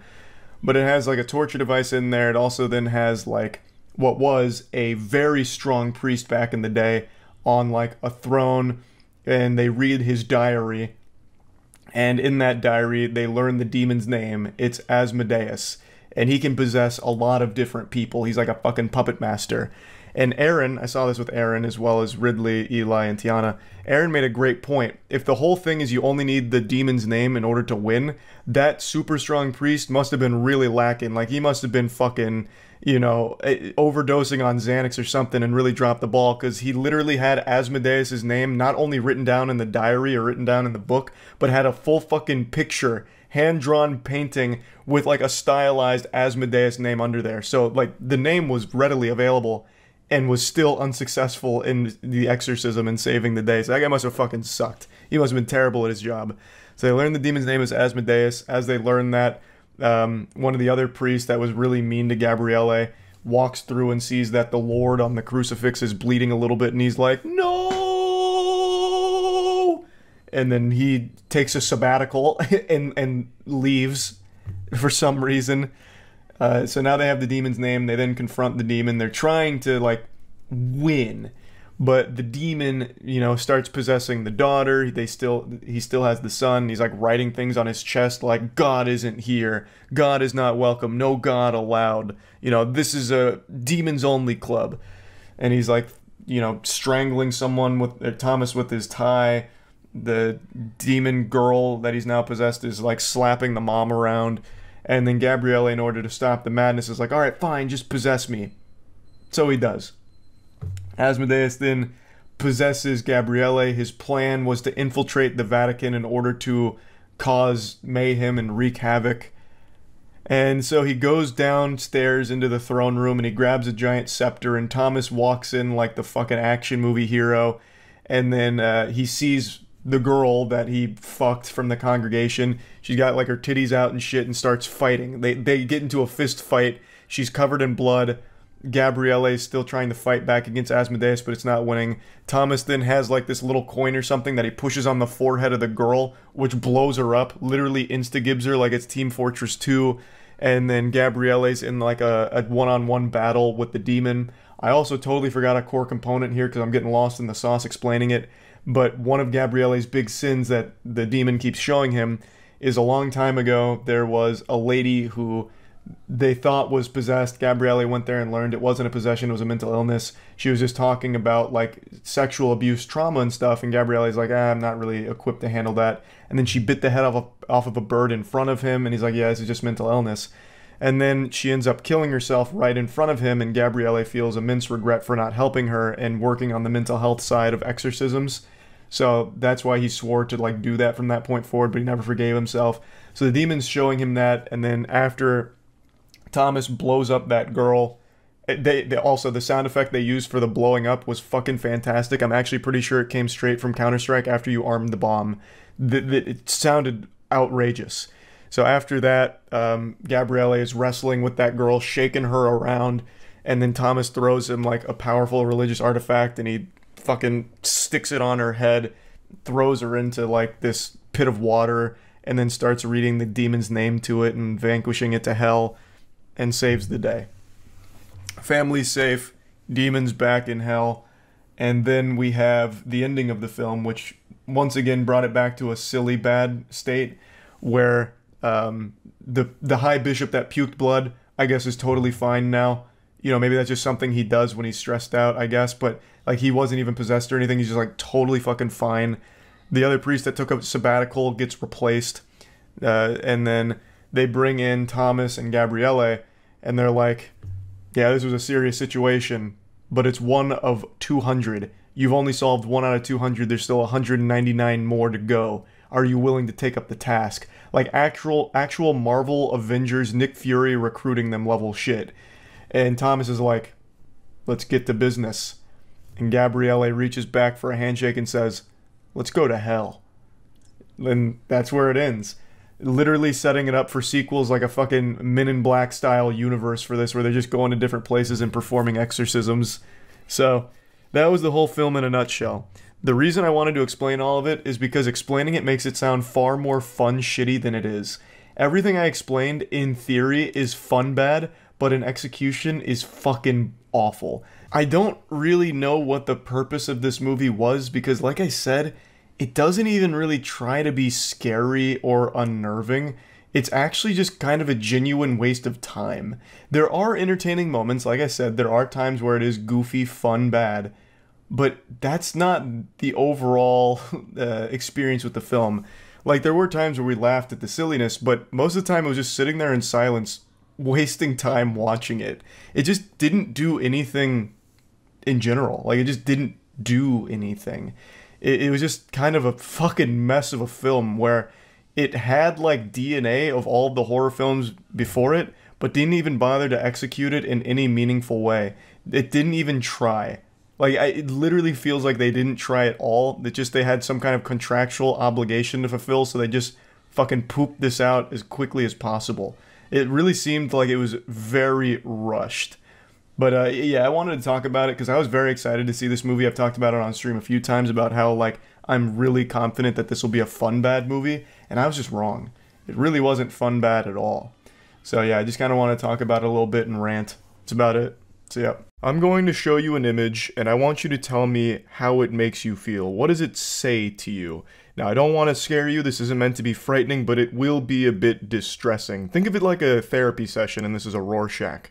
You ready? Here it is. BuzzFeed Studios jump scare. Don't worry, it's gone now. It can't hurt you anymore. I know that seeing BuzzFeed Studios elicits a feeling of sadness and despair. I honestly didn't even know BuzzFeed was still around. I thought we had eradicated that plague many years ago, but I guess it's still got a heartbeat, no matter how faint, and they're going all in on this horror movie called Dear David, which is based on a Twitter thread. I shit you not. That is the most BuzzFeed shit imaginable. They're making a Twitter thread horror movie. A stunning, brave, and bold twist on the horror genre here. Innovation at its finest, and that's what BuzzFeed is known for. I really can't wait to see what's next for the creative minds at the BuzzFeed Studios basement. I want to see what else they'll cook up in that cursed kitchen. Perhaps a Netflix original thriller about a bubbly blogger who's now facing her worst nightmare when she goes to Starbucks and was served a grande instead of a venti. Fucking teeth chattering. Chills, I tell you, chills.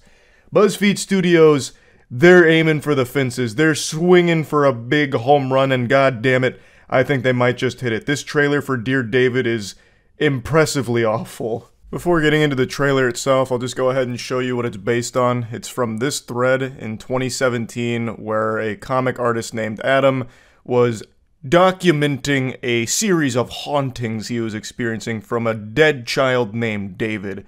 And this is the police sketch of David, I guess. It looks like something out of Ed, Edd n Eddy, but this was meant to be taken seriously. He tried to play it off as a very real thing, even though it's very clearly just a load of baloney, just some fish paste to have a bit of fun. But there were tons of people that were really, like, encapsulated. They were hooked. They tuned in every day for the latest update from Adam on David. You know, is David still trying to kill you? What's David up to? Is he out there playing with Hot Wheels again in the middle of the night? Oh my god, David's a menace. We gotta fucking kill David quickly. That kind of shit. Like, they were really invested in the story. And now BuzzFeed is doing what they do best. Striking while the iron is completely cold and everyone has forgotten about it. Not the most timely execution here. This is 6 fucking years too late. The whole world doesn't remember this thing, and now BuzzFeed for some reason is trying to parade its corpse around to make money off of it. In a very pitiful attempt at that. They chose something that was only popular on Twitter 6 years ago, and only lasted for a handful of days, really. And they're like, yep, that's the one. That's our horror movie magnum opus. Dear David, let's run it. Like, I just can't even believe it. Why even bother? You're already so late to it. If this had come out in, like, 2018, maybe, then you might have a chance of getting a couple ticket sales. But this movie, Dear David, might legitimately sell 0 tickets. It's just incredible how out of touch BuzzFeed is. This is a film that wouldn't even be seen by family and friends because it looks so awful and uninteresting on a concept that no one cares about from a fucking Twitter thread. And it's integral to the film itself, too. Twitter plays a large role in the trailer. Like, that is so embarrassing. No one wants to go watch that. Like, if you went to the BuzzFeed office right now, I'm very curious what you would find. Maybe it looked like a dungeon where, like, there's only one light on. It's like a single light bulb dangling from a string. And, like, maybe 3 people on a computer still writing quizzes. What Harry Potter character are you? What does your favorite sex position say about your favorite Disney princess? Like, I don't know who's there and who came up with this. Not even AI would generate something this out of touch. Like, it blows my mind. But anyway, let's talk about the trailer now. I can't show you the trailer because I don't want to get, like, DMCA'd by BuzzFeed or anything. So I'll just show you some screenshots of it and tell you what's going on. So, they immediately get into the cringe because everything with BuzzFeed is like this imminent natural disaster of cringe, like a fucking tornado barreling towards you and you can't escape the embarrassment. So it opens up with the main character posting his comic on Twitter and getting roasted for it, saying it's bad, yikes, your comics are shitty now that you work for BuzzFeed. A literal self-insert with BuzzFeed here. So they're making comments like, you work for BuzzFeed, now your art's lame. And then one of his co-workers is like, it's the worst thing to do to engage with trolls online. And he's still engaging with trolls, and then he commits the ultimate sin. He summons the demon, David, by telling someone to die in a fire, DIAF. After sending that message, he then says this verbatim. Sometimes you've got to troll the trolls. So clearly this dialogue is written by actual 66-year-old men here, because Jesus Christ. So then, after saying die in a fire, this mysterious Twitter account pops up saying, why are you so mean? And if you look at the name, it's from Dear David. The shameless goofballs at BuzzFeed even had the gall to say that it's inspired by actual events. Oh, brother, it's inspired by an actual Twitter thread, not actual events. These events are about as real as the Blitzball Championship in Final Fantasy X. It's just a silly horror story that they cooked up. Nothing else. Just because it's written down in a Twitter thread doesn't mean that it's evidence that it's true. The trailer then goes into the same old, tired, generic, formulaic garbage that we've seen a million times. So here's this scary child, David, being a little goofball in the chair. He's here because I guess he didn't like the main character trolling on Twitter, I guess. He didn't like the die in a fire line, so now David's here to teach him a lesson. And of course, there's a BuzzFeed article being written about it. And honestly, this just seems like a really desperate attempt to remind people that BuzzFeed exists. So the more I watched the trailer, the more I realized that they're putting BuzzFeed in as many places as they can, and I really think that's because they recognize that nobody gives a fuck about them anymore. So this is just like a Hail Mary attempt to remind people that this is still a platform that exists. And my God, is it just awful to look at. It's so pathetic. The trailer drags on with more normal, boring trash with tiny little jump scares here and there and little creepy images. And then we reach towards the end here where he's getting out of a shower and he notices in the mirror, DIAF. Die in a fire. The same thing he said to troll the trolls on Twitter, if you might remember. And now he's being haunted by the DIAF statement. So this whole thing seems like David's really trying to troll the troll who was trolling trolls. Leave it to BuzzFeed to break new ground. Pioneers, I tell you. Absolute fucking geniuses. There's really nothing else to discuss with the trailer. It is literally just all the same exact horror movie trope cliche that you've seen actually a billion times by now, shoved into one desperate attempt from BuzzFeed to remind people that they're still around. So yeah, this is already shaping up to be an extremely embarrassing endeavor from BuzzFeed here. It's not something anyone asked for, ever, really, and it's also 6 years too late anyway. I just don't understand the thought process. Horror movies are always made on a very low budget, and this looks like no exception. It looks like it's a very low budget movie, so most of the time horror movies actually turn a very sizable profit, because like Blumhouse, for example, will make a horror movie for like $2 million, and then if it only does like a $8 million box office run, it still did pretty well. Like, that's still a financial success overall. That's why Blumhouse keeps churning out like pretty low effort horror movies pretty often, because they're cheap. And it doesn't have to perform extraordinary in the box office, and sometimes it does. It goes well above what it should have. It punched above its weight class, like, for example, Paranormal Activity. Very low budget and made 9 figures. So there's always so much room for horror movies to be a financial success because they're so cheap, but in this case, I don't see that happening, because who the fuck wants to watch this? I love fun, bad horror movies, but this does not look like a fun, bad horror movie. Even I'm not that interested in seeing it. And that's saying something. That's a fucking statement right there. You have dreadfully missed if you're making a bad horror film that even I'm bored by. So I might still see it out of pity. I don't know yet, but it just, I just don't understand what their thought process was here. It looks like shit. It really does. I don't think it's going to save the company. I think it's only going to continue to push the company's head even deeper into the toilet, but I guess we'll see. That's about it. See ya. It's pretty rare that I see a movie that's so abominable, so atrocious, that I actually feel embarrassed for even having wasted my time watching it, and that phenomenon just happened with the new horror film Tarot. I was squirming in my seat. I was getting so mad at what I was watching. Like, I was steaming. My body performed an involuntary gesture of shaking my fist. Actually got him with a why I oughta. I was fuming. I started fucking Fortnite emoting in anger. That's how bad this movie was. So it's got a 5% on Rotten Tomatoes, which sounds about right. And I knew going into it was going to be irredeemable garbage because it is written and directed by one of the 3 writers of Moonfall.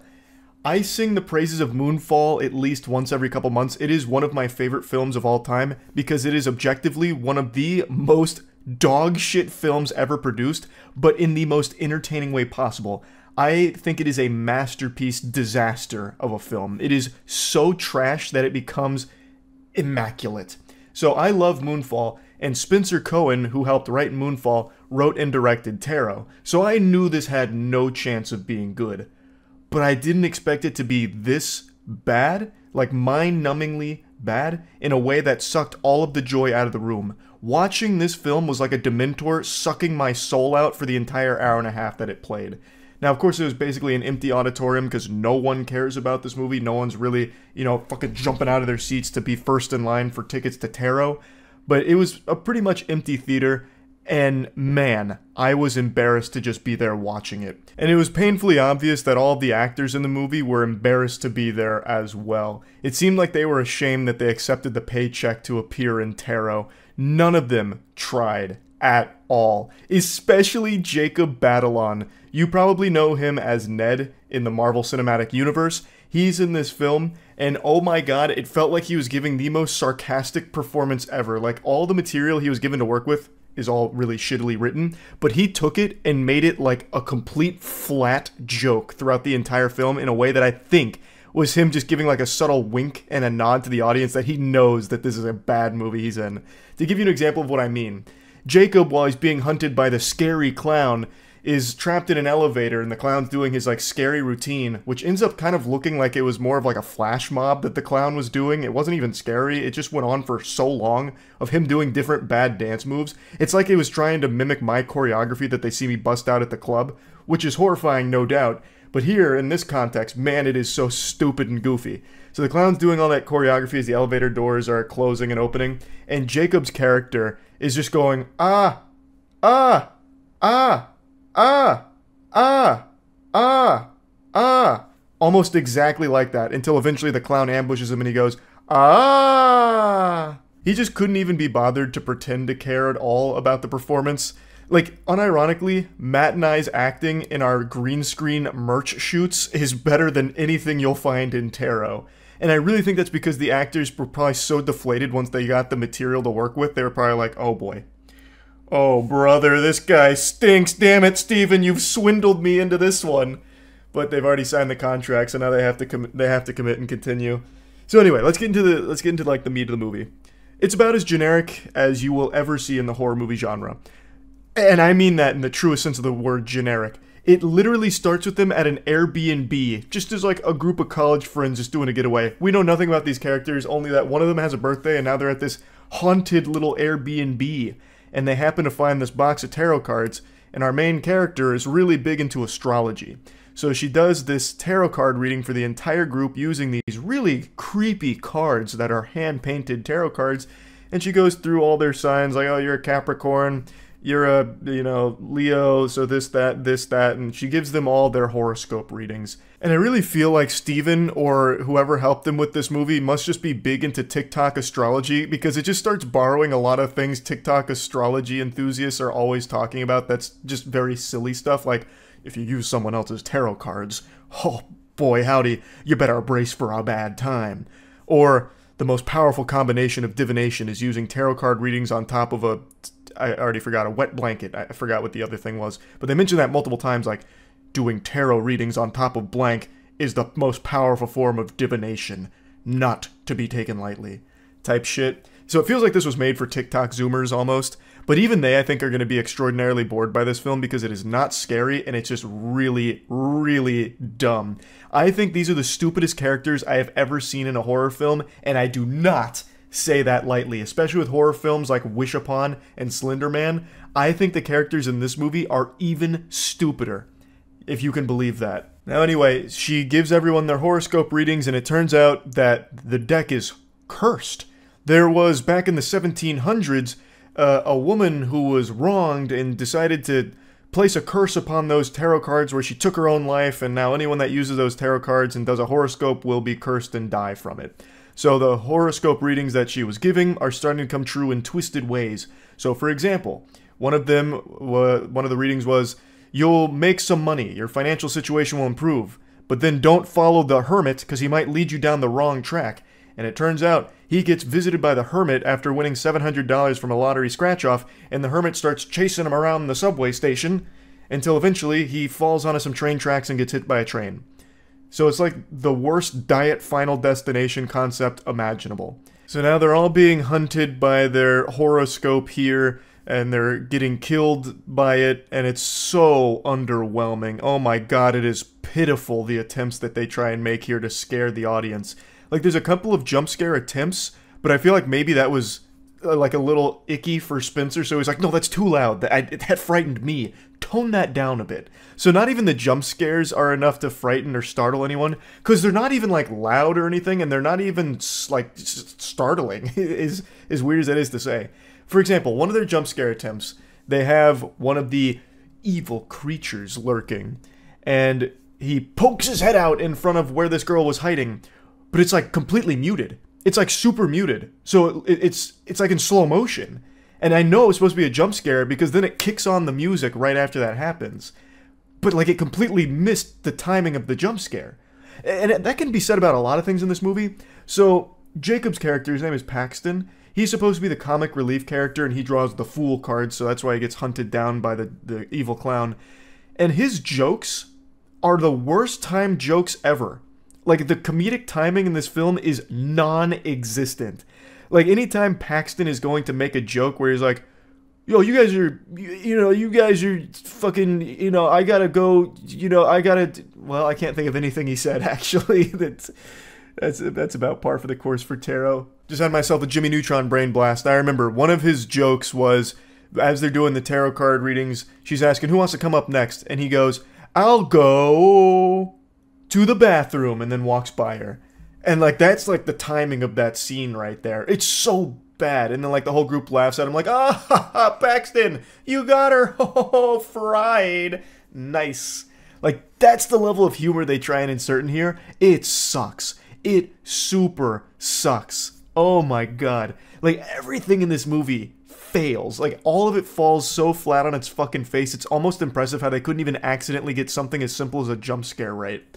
So anyway, let's talk about why I actually started getting heated, because usually these kind of things I'd find to be, like, fun bad and maybe even a little bit charming, but this one was actually just making me upset. So they figure out early on that those tarot card readings that were done is most likely what's killing them. So, like, the birthday girl dies, she falls off a ladder after her prediction was she climbs a ladder, but be careful because there might be a crushing blow from the high priestess to, you know, do this and that, and she dies by falling off the ladder. And then the high priestess, which looks like some kind of Party City costume that was trying to emulate, like, the nurse from Dead by Daylight, comes out and starts hitting her with a ladder, and she dies.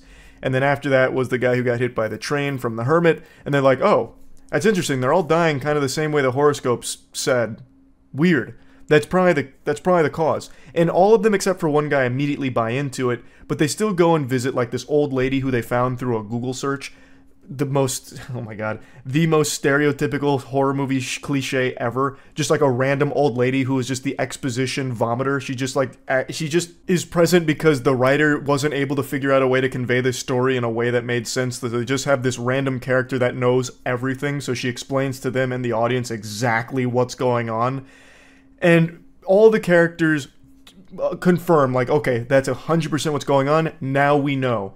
So, in the readings, she kind of says, like, what you need to do to avoid being killed. Like, you know, oh, maybe don't follow the hermit's light because it might lead you down the wrong track. So, basically, it would be, alright, don't let that light scare you and lead you in different directions, and he wouldn't have fallen onto the train track, that kind of thing. So they all know this now. It's the horoscopes. And they're all very well aware of what their predictions were, what her predictions were, because one of the girls actually filmed her prediction. And their car breaks down, and the prediction was, you know, technology might stop working, but don't be alarmed, just sit tight. There's no reason to run away, because else you might find yourself hanging. That kind of thing. So her card was the hangman.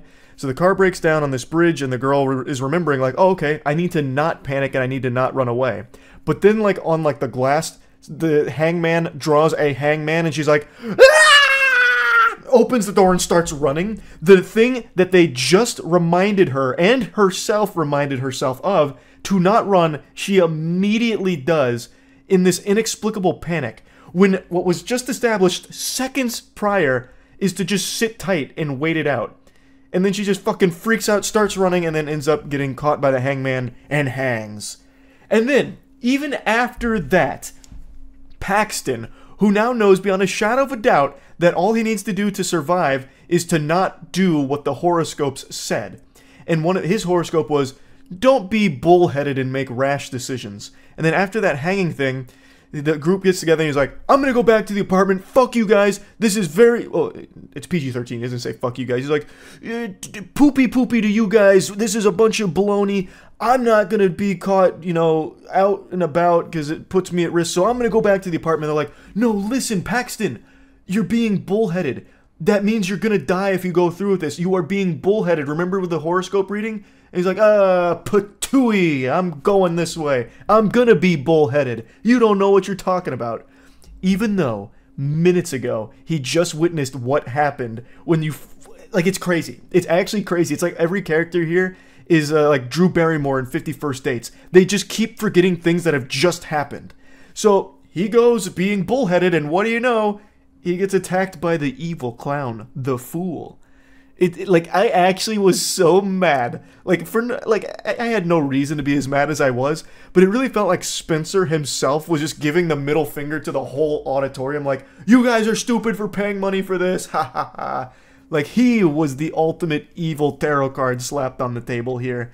Like, we just saw these characters describe in detail exactly what not to do, and then two characters do exactly what both of them said they will not do immediately. One of them, I guess you could write off because they got really afraid and frightened, so they stopped thinking rationally. I think that's a lame excuse for it. But Paxton, he was cool, calm, and collected, and then still just said, all right, I'm gonna go die anyway.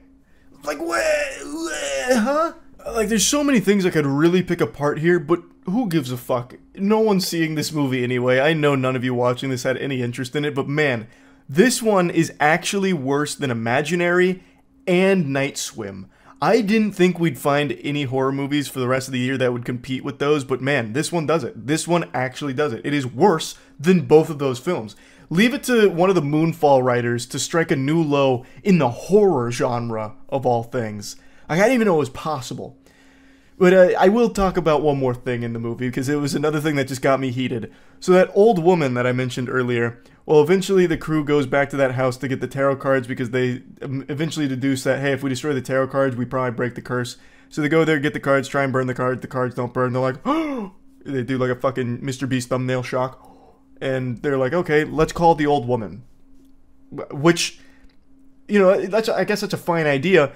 But you know what happened like 30 minutes before that? They tried to call that old woman, and it turns out her phone doesn't work. Like, it just goes straight to voicemail because her phone doesn't exist anymore, which is why they drove to her fucking house and you know, snuck up on her in the middle of the night, because she doesn't have a phone that works. Yet somehow, during this moment, not only were they able to call that old woman with a phone that didn't exist or didn't work, but she shows up instantly. She literally Goku instant transmissions to the front door there in a matter of seconds, even though it took them like an entire day to drive themselves to her previously. Like, this is just such a poorly made movie from top to bottom. Nobody gave a shit at all. Like, I don't know what you were thinking with this one, Spencer. I really don't. Moonfall is a beautiful disaster. This one is a tragic disaster. It's so shit. So the old woman shows up, and I'm like, okay, she's going to be like really helpful here. She's going to be instrumental. So she sets up like this ritual where she was going to reverse the tarot card readings to try and flip it on the evil entity, the old woman who was wronged and cursed the deck. And as she's doing it, the old woman immediately just gets possessed. Like, she gets force choked by the evil entity and then stabbed with 6 swords. Because the evil entity did a tarot card reading on her where she drew the 6 swords card, whatever the fuck that is. And she's like, uh-oh, whoops-a-daisy. So then literally force grabbed and then drops her corpse with 6 swords in it in the middle of like the hallway. And that was the entire role of the old woman. That's it. She showed up just to get stabbed 6 times and contribute nothing. So eventually our main character's like, what if I get a horoscope reading for the evil entity? And like, yeah, that kind of makes sense if you turn your brain off. Why would that work? It's her tarot cards. She is the curse. If she doesn't want to curse herself, she won't. It doesn't matter if you do a horoscope reading. She is the tarot cards. But anyway, she does this reading on the evil entity, and she draws death as the final card. And the entity looks down, I shit you not, as she's strangling the main character. She looks down and goes, and then immediately just gets fucking deatomized. So somehow her reading also killed her, even though she is the reading. It's so stupid. It's so dumb. It's so dumb. And it's even more criminally trash with the way that it wraps itself up, because it turns out Paxton didn't die. So Paxton cruises up in his car in the middle of the night after they defeat the evil entity by giving her a horoscope reading. And he's like, hey guys, I'm like actually totally fine. I was trying to reach you guys. You guys weren't answering. What's up with that? And they're like, how did you survive? And he's like, oh yeah, my roommate opened the elevator door and like scared the jester away. He thought it was like super weird. He was like really wondering what was going on with me. Like, okay, so that's how you beat it? Like, you could just have your roommate come up and like throw the whole thing into disarray? Like, it's all cattywampus? Like, the whole curse doesn't work if there's a witness to it all of a sudden? Like, what? That seems like the easiest thing to do. Like, you probably wouldn't even need to turn the curse around on the evil entity. You could just have his goofy-ass roommate follow you around and save you every time. It's just so dumb. The movie was so fucking bad. Oh, I can't wait to see what else Spencer works on, because man, he's got a really incredible batting average here with terrible trash movies. Anyway, I think 5% for this movie is about what I'd give it on the Moist Meter too. I have to agree with Rotten Tomatoes on this one. 5% for Tarot, absolutely accurate. What a bad film. That's about it. See ya. Hi. I bet you can't even tell that I have a mental illness. And that mental illness is called an addiction to bad movies. I can't help myself. I see every new horror movie that comes out. I've seen every single 2024 horror movie except for one. The one good one, apparently, which is Late Night with the Devil. I've seen every single other horror movie, and I double-checked. And I at this point, I don't even know why. Like, I know they're going to be awful going into them. And you all know I love bad movies, but I also know going into most of these that they're not going to be so bad they're good. They're just going to be a genuine, complete waste of time. So you have to wonder, am I possessed by some kind of dog shit movie demon that just somehow deep in my soul compels me to go waste money and time to see these on the big screen? Today I subjected myself to The Exorcism starring Russell Crowe. This one was really interesting. Not the movie itself, that was the furthest thing from interesting, but the concept of this movie fascinated me because last year, Russell Crowe was in a movie called The Pope's Exorcist, where he played another exorcist. So I thought this was like the extended Pope's Exorcist universe, but these two movies have no relation to one another. He played the same role twice. He said like King Neptune, that was so good I think I'll have it a second time. He fucking said, hey, where's second breakfast? I love playing the exorcist role. And at the end of The Pope's Exorcist, they set up like a Men in Black style universe where there's this group that goes and fights the demons that are possessing innocent humans. And it all happens in the shadows, behind closed doors, where God refuses to look. Well, I'm going a little far there, but basically they set it up as I'm assembling a team of elite exorcists. We gotta go kill all the demons. We gotta go fuck them in the face. So they conclude that movie with like this almost pseudo montage of like exorcists getting ready and setting up like a network to track possessions and all of that. I have expected Linkin Park's What I've Done to start playing, like the end of the Transformers movie when Optimus Prime makes a call out to the cosmos for more Autobots. I thought that was going to happen, but for exorcists. So this movie I went into really thinking that it tied into that universe. And can you believe my surprise when it turns out he's just playing the same role in a different way? And the movie's bad. But here's the really crazy thing. The whole movie's not bad. I actually thought almost the entire first half of the film was pretty decent. Like, it's not amazing by any means, but with all the slop that you get fed, like the fucking pigs we are in the movie theater seeing these horrible horror movies, it was at least a step above most of that. So the film's concept is they're filming a remake of the original Exorcist movie, which they treat like Voldemort. They don't name it, but they keep implying it, and they keep using the similar themes and scenes from the original Exorcist in a modernized way. So Russell Crowe gets the role of the Exorcist, who's going to perform the climactic final moment there. And he gets the role because the person prior to him got attacked by a demon on set and killed, and it led Russell Crowe, who was an actor struggling with alcoholism and drugs and just a really troubled past, to land this big position.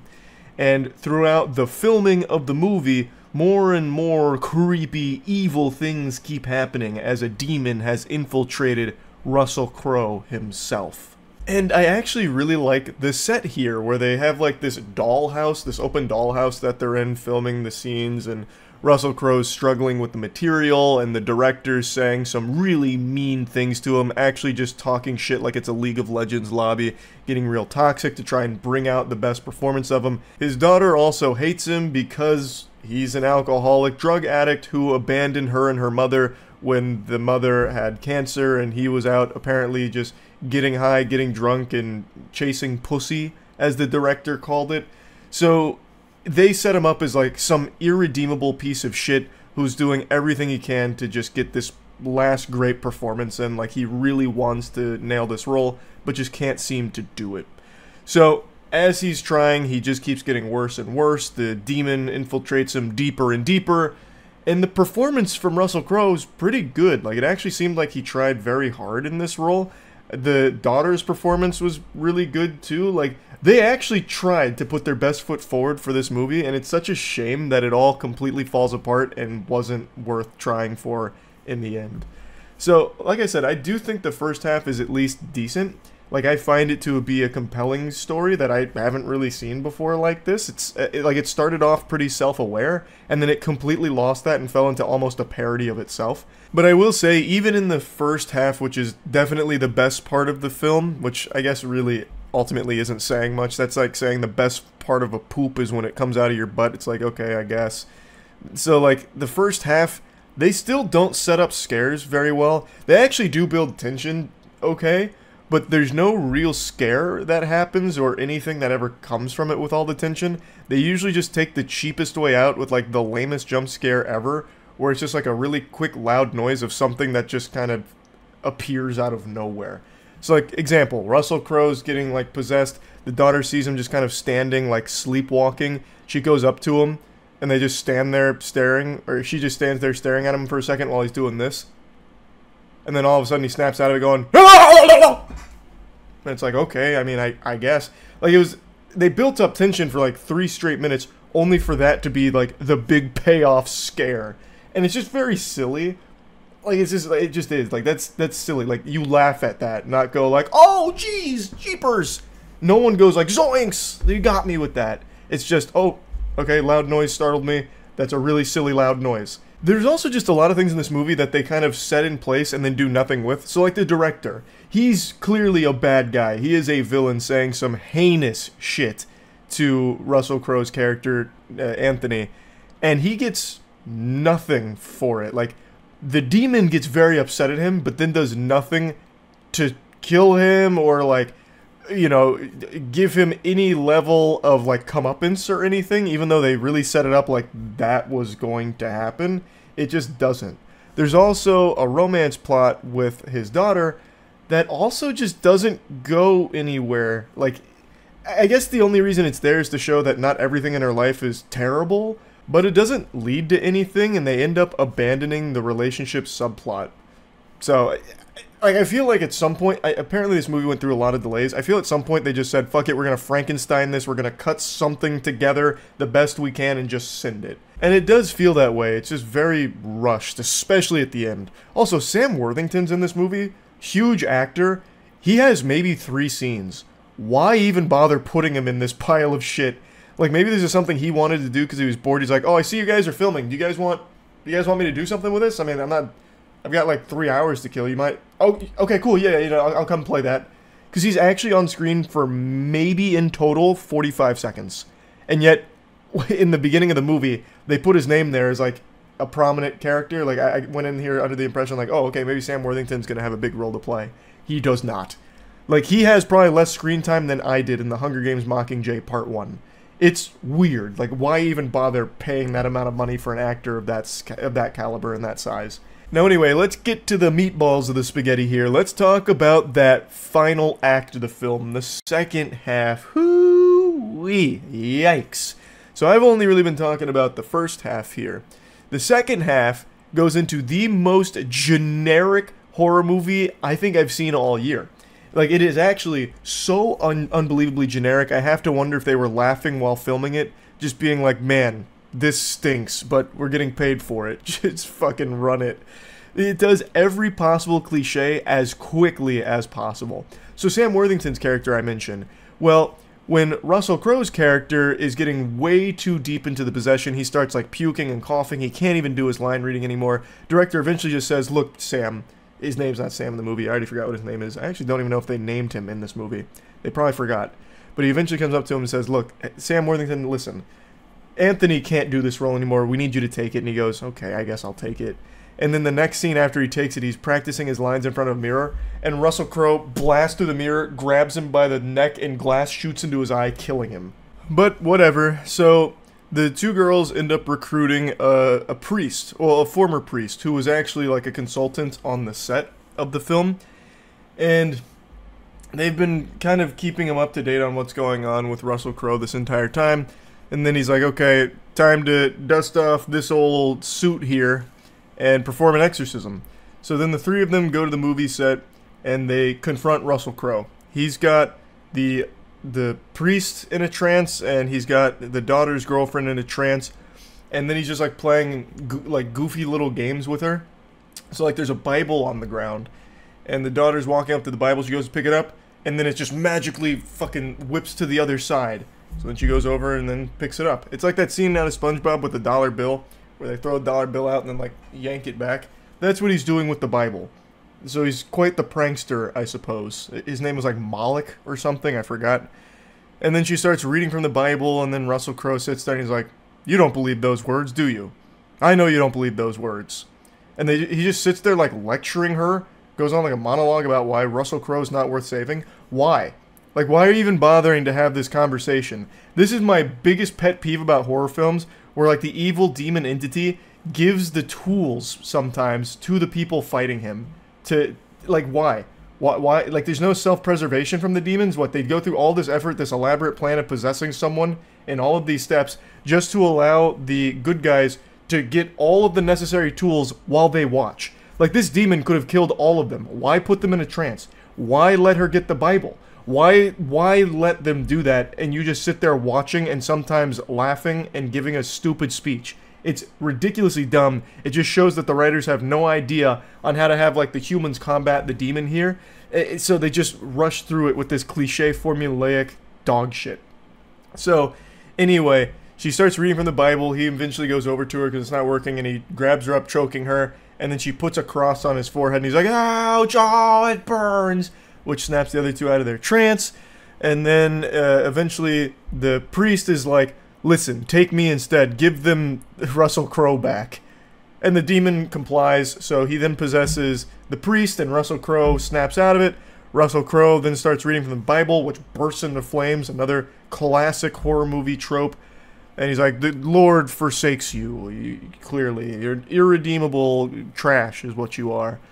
But then the tables start to turn as he starts reciting the prayers from memory, and then the two girls behind him are saying, "Amen!" And then the demon's like, "No!" screaming. And Russell Crowe keeps his foot on the gas, saying all the holy words, and the two girls behind him going, "Amen! Amen! Amen!" And the demon's going, "Ah!" just squirming around. And then it eventually culminates with Russell Crowe taking that crucifix, taking the cross, and stabbing the old guy in the head, fucking instantly killing him. But then he goes in for round two and then stabs him up through the neck, literally impaling this fucking guy, which then sets him on fire and burns his body to ashes. You didn't even beat the demon, you just killed this guy. Keep in mind, he was like, the priest was still there. Like, the demon was using his body as a vessel. They didn't just exorcise the demon, they murdered the man. In that case, you could have just called the police to come shoot him. It would have done the same thing. So they just fucking murder this guy, and that's their triumphant moment. It's so stupid. Like, the whole final act is so bad. It's so bad. But anyway, yeah, I just wanted to kind of talk about this movie since I saw another trash horror film. It's not the worst horror movie of the year, but it's definitely a bad one. It's another absolutely horrible one to put into this very impressive 2024 for bad movies. That's really about it. See ya.